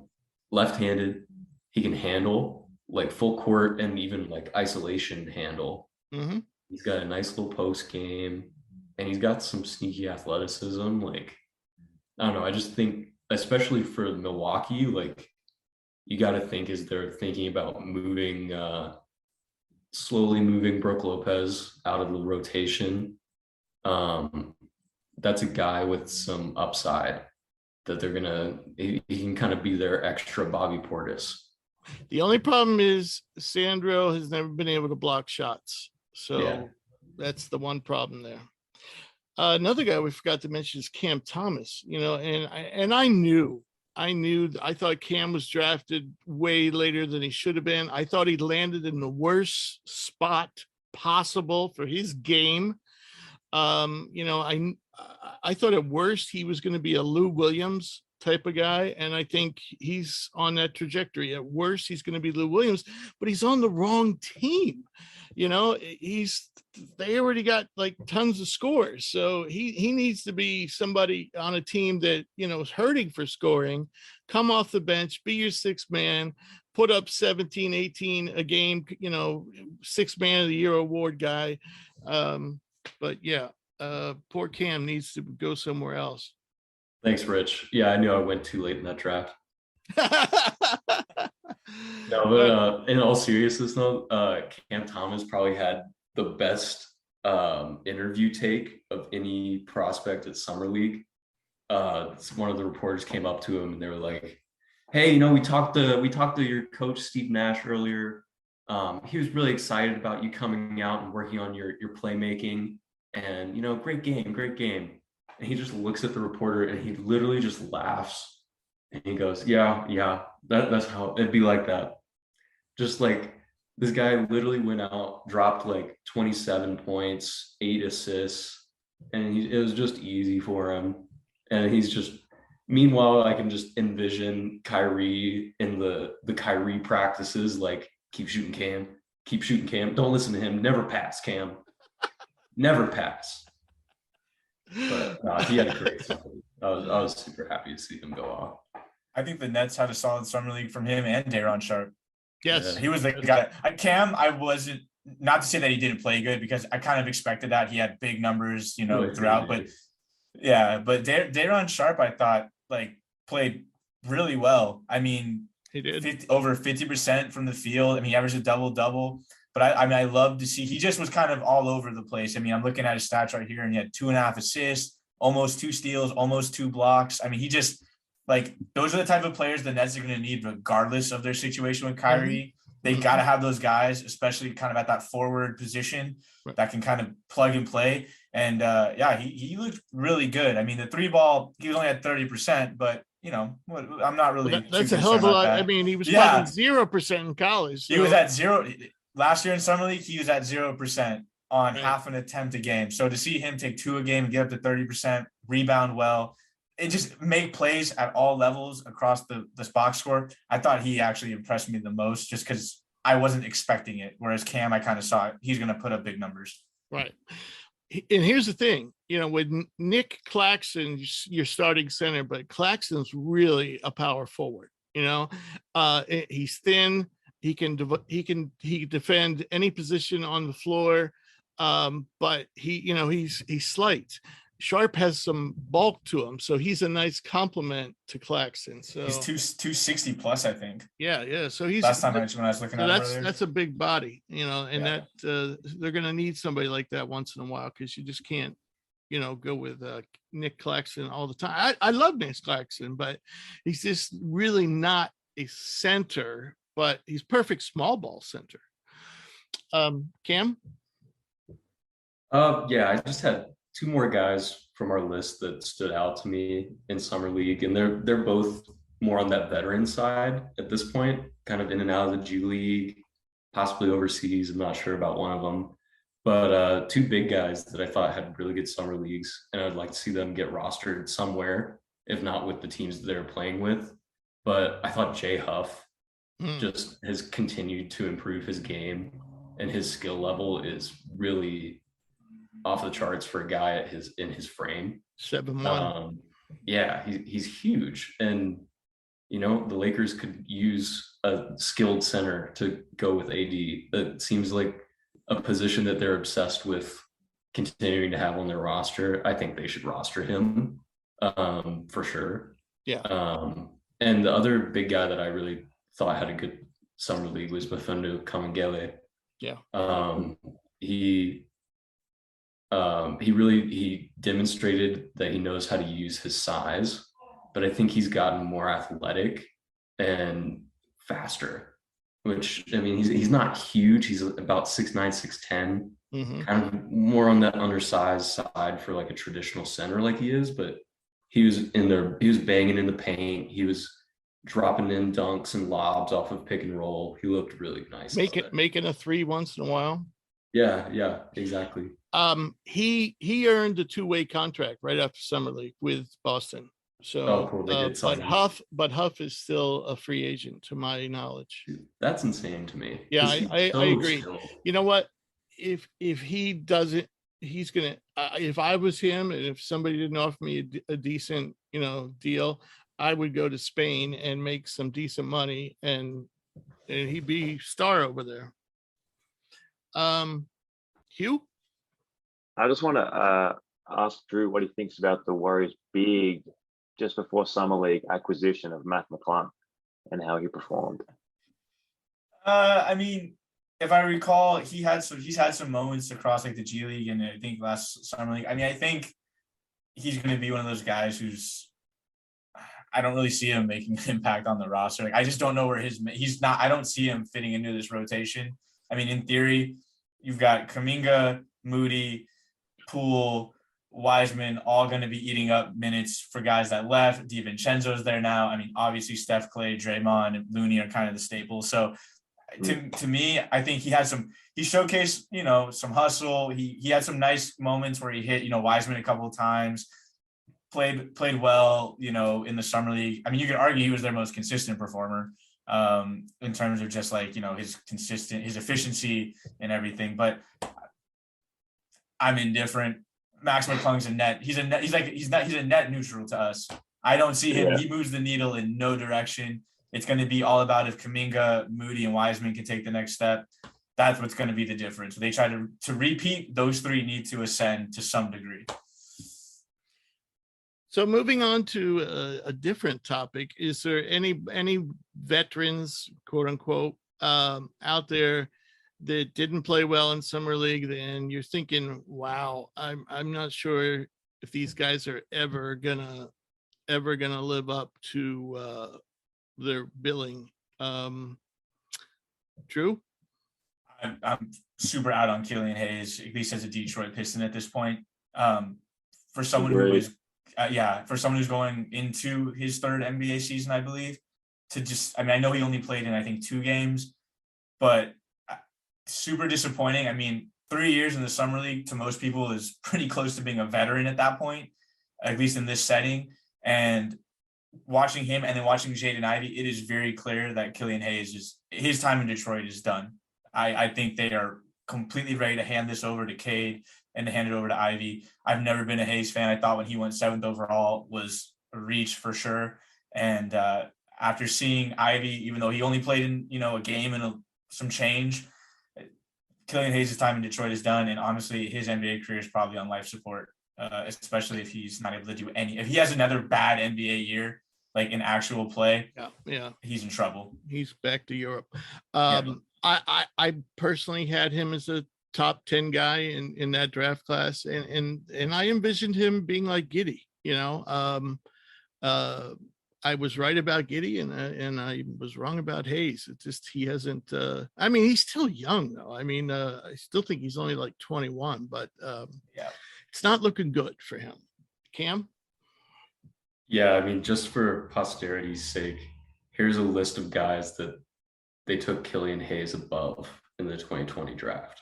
They could have had Obi Toppin, Denny Avdia, Jalen Smith, Tyrese Halliburton, Cole Anthony. We got Sadiq Bey, Tyrese Maxey. I mean, even RJ Hampton and Emmanuel Quickly, 25th. Was that Jordan Poole's year? We got a nice no. 30. I mean, like the number of guards alone that they could have taken above Hayes and would be contributing to a team that they're building around Cade with, they missed out on some really good players, and it's looking like Hayes is a complete miss, like a might not be on the roster after his contract's up miss. So Right. it's tough. For me, as a Sixers fan, I was very disappointed in Jaden Springer, and not as much disappointed, but still not crazy about what Charles Bassey did. Bassey actually started Summer League really well, and then he petered off. But these are two guys that I was hoping as a Sixers fan, would step up and could be critical pieces in that.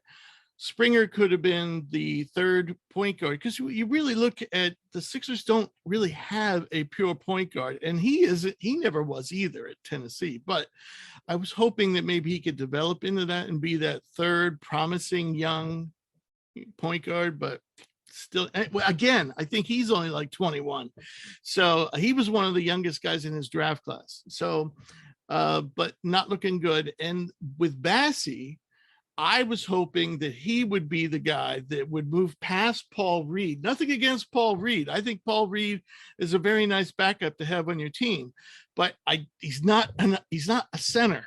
Okay. So I was hoping, instead of the Sixers having to spend money on somebody, they have been every year, on Drummond or, Dwight Howard or whoever they're going to bring in this year, I was hoping Bassey would save him some money and be that number two guy. And I don't think he's there yet. And, he's a little older than Springer. But again, he didn't play horrible, but he didn't meet my expectations. I thought, it's time for Charles Bassey to go out there and dominate, but he didn't do it. Anybody, Drew? Does anyone know what happened to Sharif Cooper? Because he was bad, and I'm looking at his numbers from his last Summer League appearance, and my God, it's bad. And I know he didn't play well. I was just kind of curious, like, oh, maybe he struggled, but like he was at least serviceable in the last Summer League. I mean, the 5 turnovers a game in his rookie year was rough, but I'm looking at his Summer League stats for this season, and man, they are rough. Drew, I just did the exact same thing. I went back to look at his stats, and I was like, oh, 14 points a game. But then I realized that was last year. No. That's why, because I was looking and I was like, why is he on our? And then I was just, I was mixing the years up. I thought those were divided in venues. They're actually divided by years. And man, they are brutal. I was just curious if anyone, I didn't watch them super closely, but I'm a big believer in the Hawks needing to address like their point guard and guard situation behind. He's like the worst possible backup for Trae Young. Exactly. And so I'm like, the combo doesn't really work for me, but now I'm looking at these Summer League numbers, and wow, they are. And you know what the Hawks horrible. did right after Summer League? They gave him a two-way contract. Yeah. So we'll see, because this is horrible. I mean, Hugh, if you're looking at him, you can talk to it, but man. I was just going to add to that with bringing in DeJounte Murray to their squad. I mean, it's not looking great for Sharif Cooper. I caught a bit of a Hawks game, and he just looked uninterested. He looked like he didn't really care. And it wasn't like we're at the back half of Summer League when everyone just wants to leave Vegas. This was, probably their 3rd or 4th day there, and he just didn't look that invested in the game, or didn't look like he was cared to be that vocal in timeouts or be a part of the team. So that was a concern to me. Maybe he was disappointed in his performance, but you got to be better than that, especially as a guy when it's your 2nd year. Yeah, agreed. All right, so it's time for everyone's favorite part of the show, the mailbag.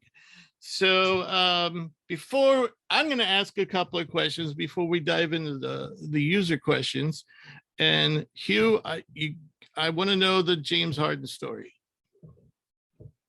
All right. So this actually wasn't at Vegas. This was in LA last weekend, and was there helping out an assistant coach for an NBA team with a couple workouts. Just some of the networking that I had done previously in Vegas led to that.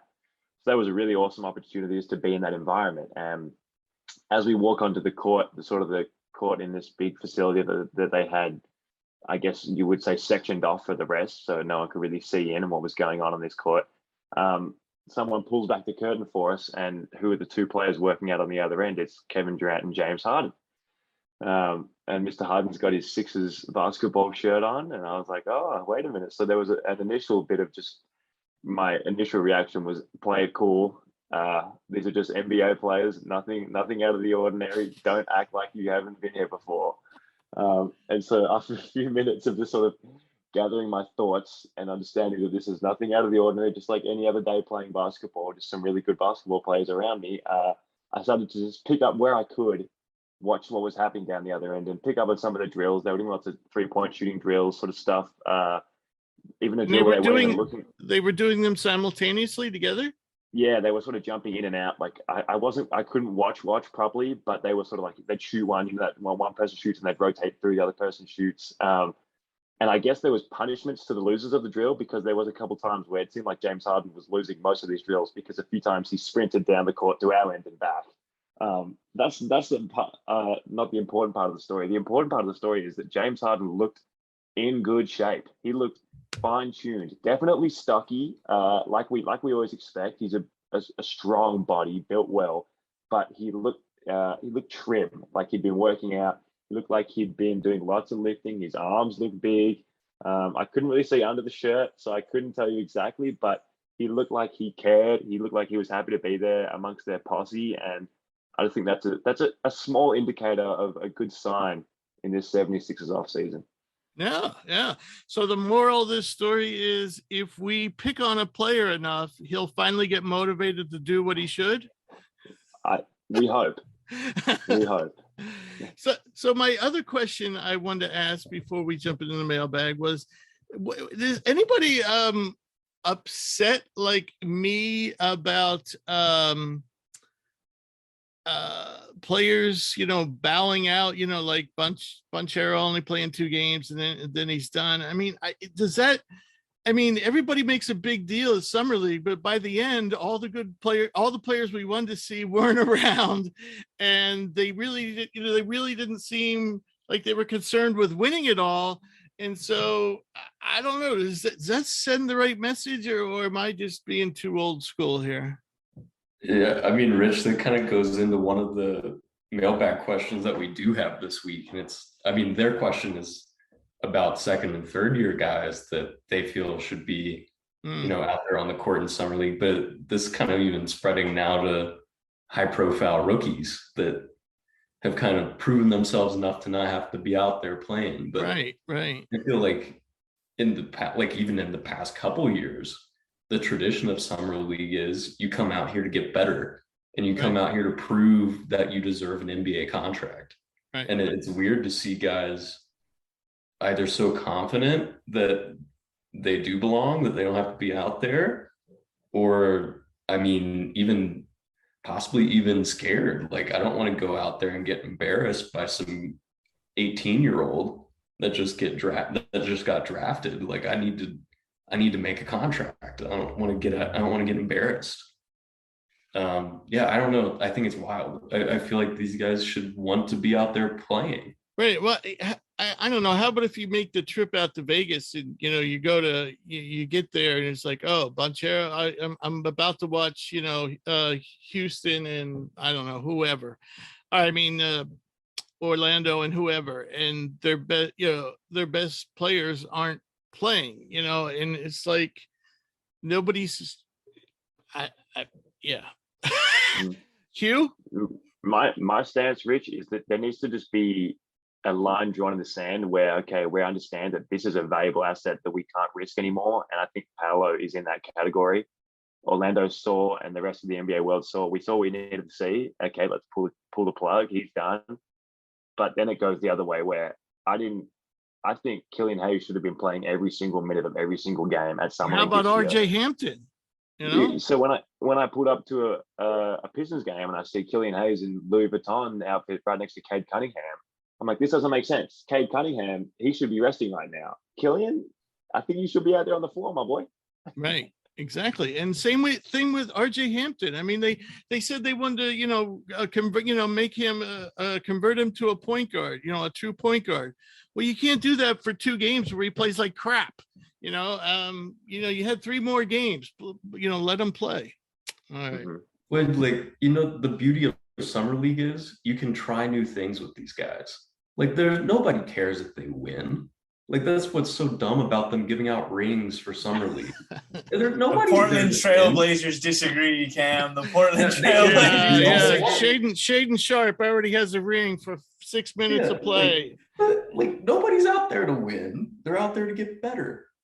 Hey, RJ, you want to be a primary ball handler next year? Come out and prove it. Exactly. And they have a log. Andre Feely, you want to go score all game? Go do it. Well, he did. Yeah. But with Hampton, I mean, they have a log jam at guard. And right now, I would say he's either their third string point guard or their third string shooting guard. And he plays 2 games and then he sits next to Paulo. Like, dude, if he would have played great, I would have been okay. But he didn't, so. Drew, do you have anything to add? I mean, I agree with the general consensus here. I mean, the extreme fear is, look, it sucks, but look what happened to EJ Liddell. Tears his ACL. Had that have been a Paolo or had that been a Chet or a Jabari, we'd all be up in, maybe not us, but people would be up in arms about how you just, you're ruining him. And we know what Paolo is. We saw him play all college season. But I do agree. I think it's up to the discretion of a team. And overall, I think teams are being a little too casual with guys in general. I have no problem with Cade Cunningham and Scotty Barnes not playing.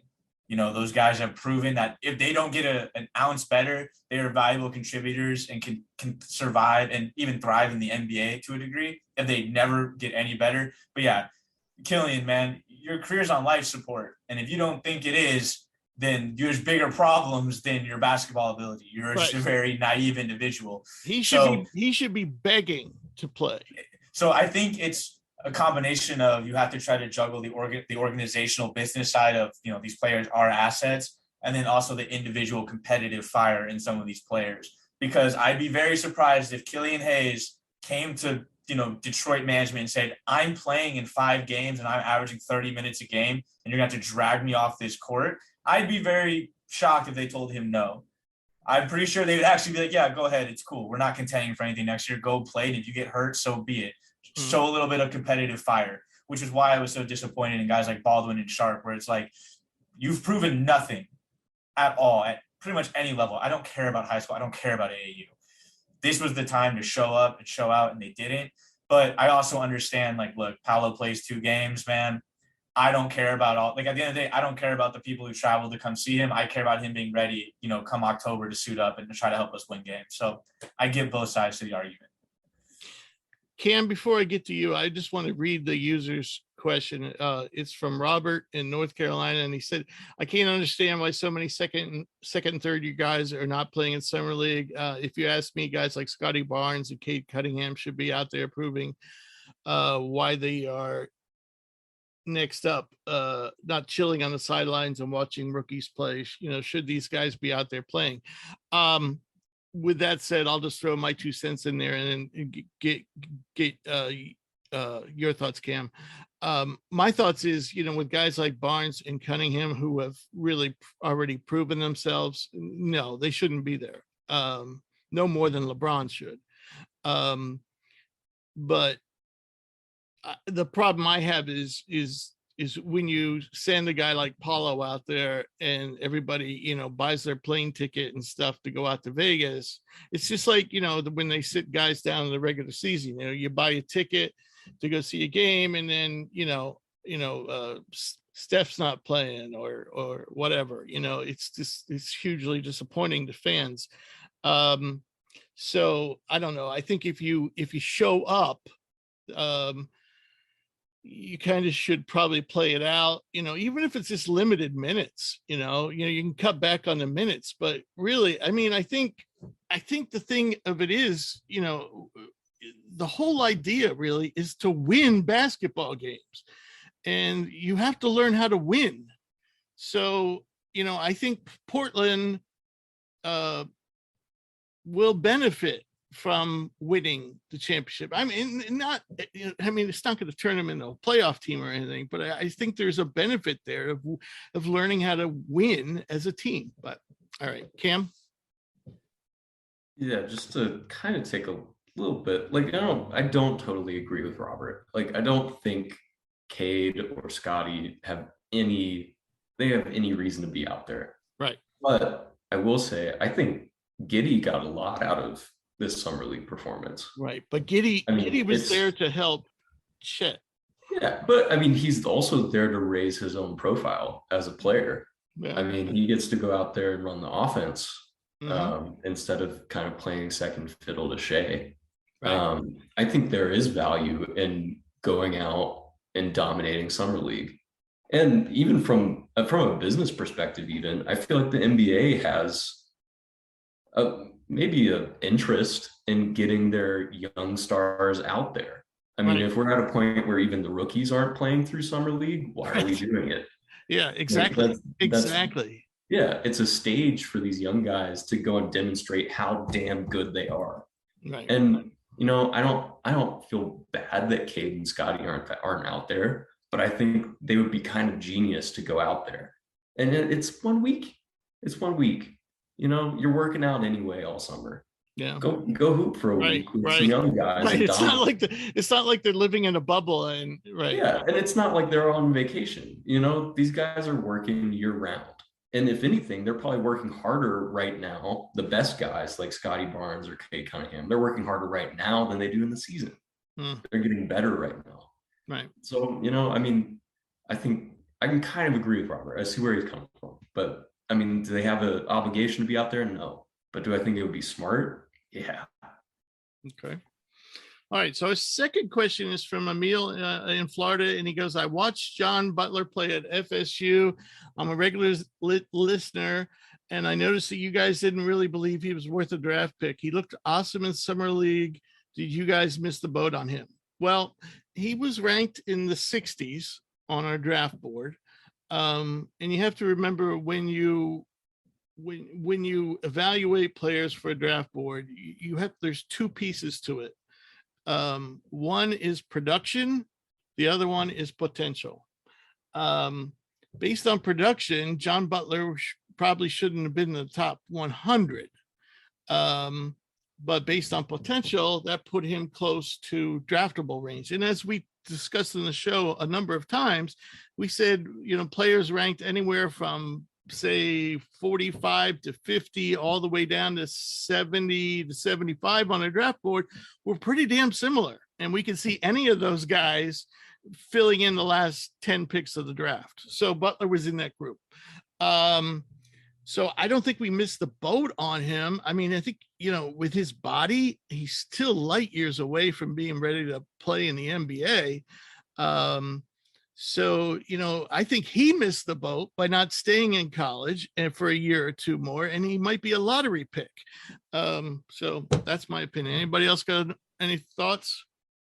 This sounds like somebody who is really, really keyed in on that one game where I think he was like 10 for 10. Like he like was perfect from the field at 25 points. Because I'm pulling up the rest of his stats, and like they weren't bad by any stretch. He played but in 17 minutes a game, he was at 8.5 points and almost 4 rebounds, no assists, 0 assists, and then 1 block a game. So like to say he was awesome, like compared to some of the guys we've just gotten through talking about, I mean, for someone who, you know, we weren't very high on, at least in terms of draftable range, like he was totally serviceable, but one game I think has tilted this person's opinion pretty heavily. And I get it. I mean, to go whatever he did for 25 points at any kind of NBA event is impressive, but let's pump the brakes. Now, if you average 18 and 10 and, you know, 2 blocks a game, then I'd be like, hey, maybe we missed it. But, you know, I'm not that ready to go there yet. Yeah, even if he did with that body, he's just not ready.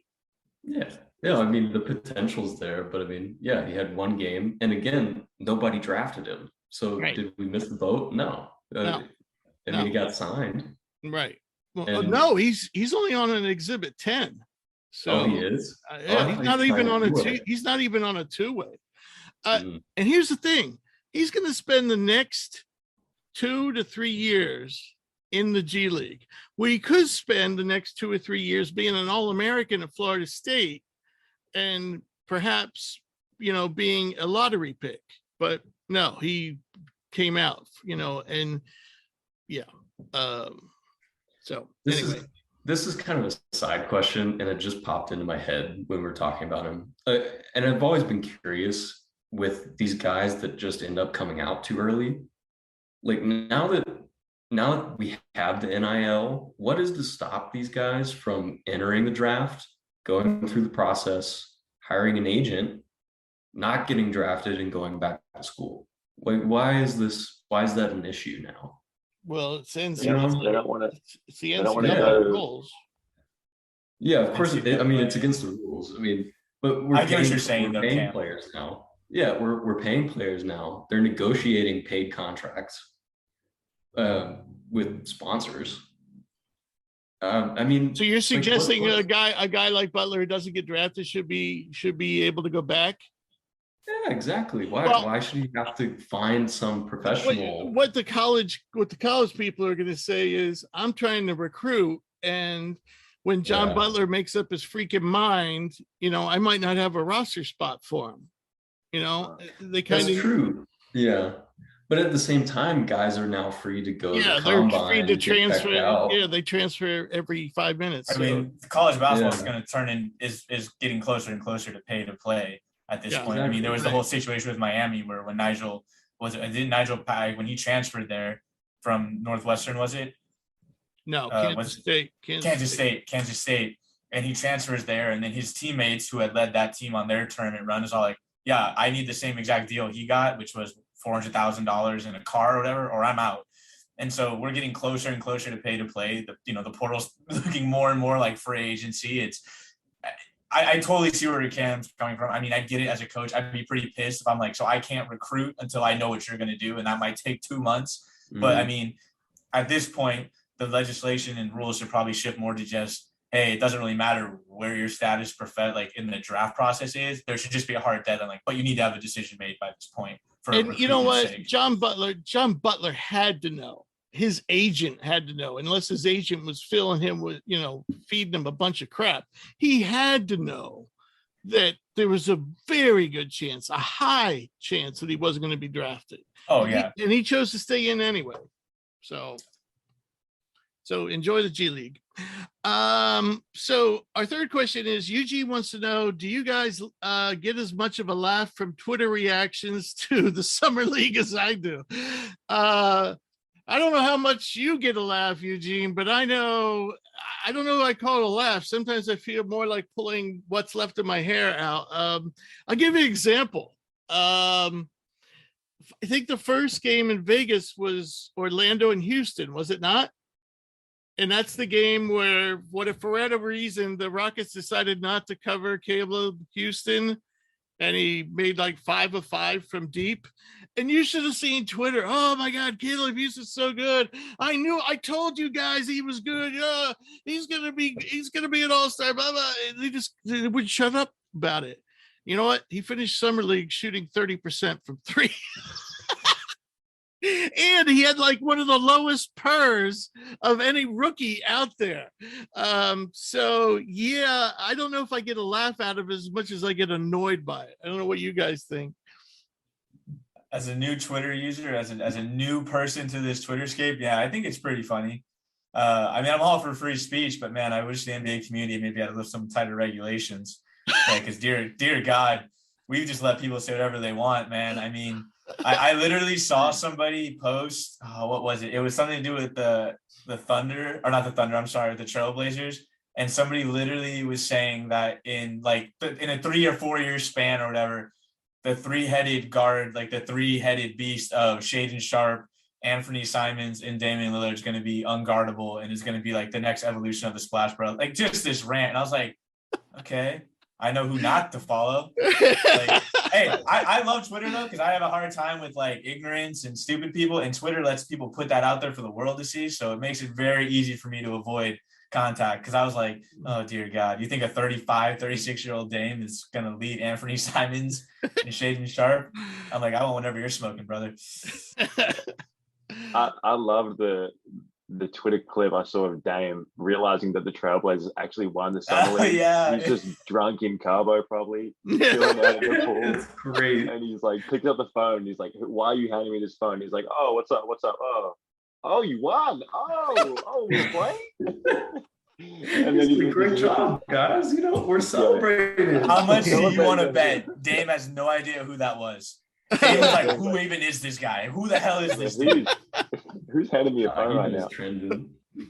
Well, the only thing I know that there's a tweet coming soon that Shaden Sharp has more rings than Chris Paul. Therefore, Shaden Sharp is a better NBA player. I already told y'all. I said it here first. Shaden Sharp, more rings than Barkley and Malone combined. It only took him 6 minutes to do it. Go. You think 6 Damian minutes Lillard's mad that injury. Shaden Sharp has all of Damian Lillard's rookies now have more rings than him? That's brutal. I guess they're gonna have to haze Dame next year instead of the other way around. Very nice. They got championship experience. Yeah. So we have another social media question here. This comes from Instagram, and which, by the way, please feel free to leave your questions and comments on our Instagram, which is Hugh. It's the Hoops Prospect. And the Hoops Prospects, yes. Yes. So the question is, the Lakers finally got some good players this summer. When they get Kyrie, does Bron finally have a competitor again? I think he means competitive team. What good players did the Lakers get this summer? Lakers fans will finally get to enjoy the full-fledged experience of the play-in tournament, which I am assuming is better than winning 33 games. But yeah, that's about it, y'all. Y'all better hope LeBron's got a 40-point season. They didn't add anybody that was any good, right? Max Christie. I kind of like Thomas Bryant. It's kind of That's fair. Yeah, nice. Yeah, that's fair. But again, Juan Toscano Anderson. He moves the needle. Hey, his 45 claps a game and 6 towel waves, inspirational. This is such like a peek into Lakers fans' psyche because I love how confident they are that they're going to trade Westbrook for Kyrie. They're like, when we do it, it's coming. It's not happening. They're just refreshing Woj. They're just refreshing Woj constantly. Oh, I actually walked right past Shams. Shams is a small man. He's small, yeah. Nice. He's a little guy. He has to be because he sneaks into cracks and crevices to find out all this information. I saw him and I'm like, I have to say something. I was like, Shams! And he turns around and looks at me and he was like, who is this idiot? And just kept walking away. He like looks up from his phone. He misses a Woj bomb. Yeah. I should have snatched his phone and ran. So listen to this Lakers roster here, especially in the front court. We have Toscano Anderson, Troy Brown. These are guys who are under contract. Stanley Johnson, Wayne Gabriel, Thomas Bryant, and Damon Jones. So out of those 6, about the only player that's really a good player is Thomas Bryant. I don't know. I saw Damon Jones as a Warrior, man. He keeps those seats warm, Rich. LeBron's never going to get sore. Thomas Bryant's going to keep his seat warm. Yeah. It's wild how that Damon roster. Jones. What's that? It's wild how that roster turned into like a G League roster, Right. And AD and Bron and Westbrook. Exactly. Like, That's what it is. That's what it is.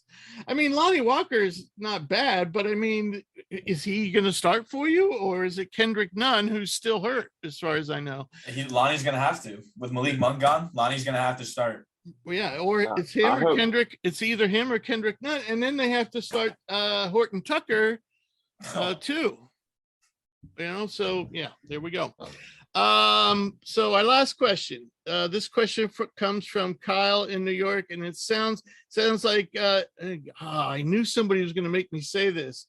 It sounds like everybody wants, in the draft. So let me give it a Wamabayan.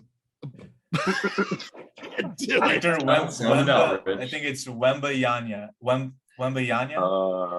Connor can say this. Connor can say it perfectly. We just got to have him say it, and whenever the rest of us say it, we're gonna put it over it, just like. I'll do what we did with the Mikhail Miles. Mikhail. Yeah, I'll just have a stock. Did you guys catch that last week? That was hilarious. That Victor was Wembanyama. Yeah, there you go. You can do it too. Wembanyama. All right. So anytime I say Mikhail, I mean him. Anyway, so why is there anyone on your radar who could be better than him? Well, Scooter Barnes is about Scoot Henderson, excuse me. I don't know where I got Barnes from. But yeah, Scoot Henderson, he's on my current draft board is who I have number 2. So totally different players. But I actually thought Henderson was to me, given his age and factoring that in, I thought he was the best player on Ignite that way. I mean, if I had to rank them, if I would have had him above Dyson Daniels. So that's, if he would have been in this draft. So yeah, I don't, I obviously we're still talking about this year's draft, so I haven't put a ton of thought into it. So kind of early for that question. Hugh? Yeah, I mean, I feel the same way. It's so early, so hard to tell. But a name that I have heard thrown around in a few circles that with people I trust is Drew Barton. I believe he's applying to go to school to San Francisco Community College next year, and apparently he's been training all off season, and he's not on anyone's radar right now. So wait, no, I've heard people compare him to Klay Thompson. Oh, you've been hearing that too. Yeah. Clearly, there must be some sort of buzz going around about it. You guys have no idea. That compared him to Klay. It was myself. My confidence is impeccable.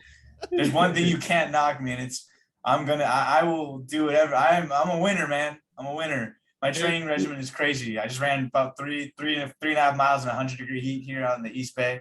I train all the time for those who want to, come get a glimpse, sign autographs. What you're saying is you're enrolling in Cal State East Bay next year? Yeah, I'm a man of the people. And he's also growing you're also growing a Harden-like beard. Absolutely.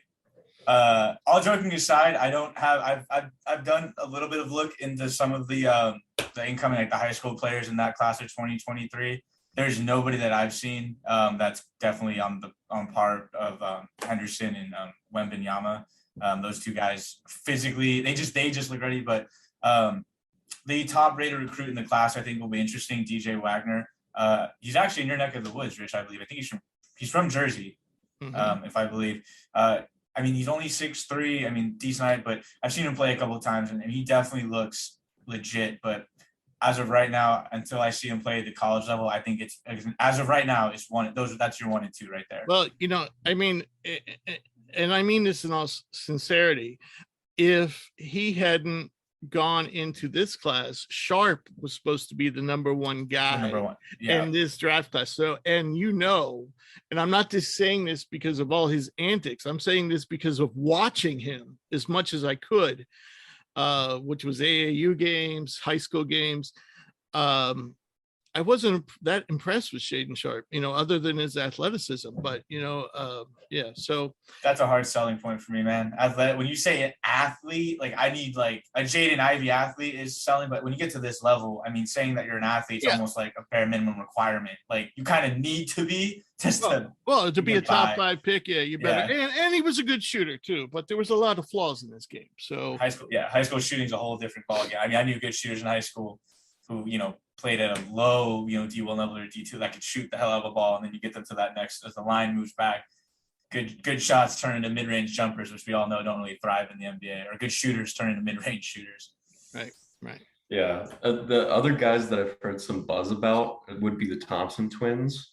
But if I'm not mistaken, they just committed to overtime elite, which means I'm sure they won't even make it into the draft next year. Do you know Cook Yacht went back to overtime elite? That's insane. He went back. Yeah, and they said here's another $100,000. He didn't get drafted. He wasn't even close to getting drafted, and he went back. So this is a guy who clearly all he wants is the most money he can get, but he clearly doesn't want to really play in the NBA. Look at that. I believe in Cook. Next year, pick 57. You heard it. No, he's out. He was in this draft. He can't He's his eligibility, draft eligibility is gone. He's playing there now as a professional. He'll have to be signed. Like a team will have to approach him. And the reason is, I believe in Cook next year's summer league. He's having a 30-point, 12-block game. And the reason he's doing it is because Overtime Elite pays more actually than G League, a lot more. You know, the standard G League salary is $35K, and the minimum salary in that stupid league is $100K. So it's not even a league; they just play each other. It's literally AAU basketball. It is the worst. Is everything that sucks about AAU basketball condensed into a product, and it's awful. I hate it with a passion. Yeah. As someone who played it, as someone who had a brother who plays it, a dad who coaches it, like, dear God, help me if I ever had to go. That is my hell. An Overtime Elite game would be my personal hell. Quick, guys, let's end it before Drew does. All right, folks. Thank you for sending us good questions again this week. Keep on sending the questions to admin, ADMIN, at hoopsprospects.com. I want to thank all our listeners. Thank you so much for listening. We'll be back next week to discuss the latest goings on in the NBA, and we will have a very interesting guest. Haven't had a guest in a while, so it's time. All right, that's a wrap for this week. See you guys at the Overtime Elite tryouts. See you guys soon. Much love as always.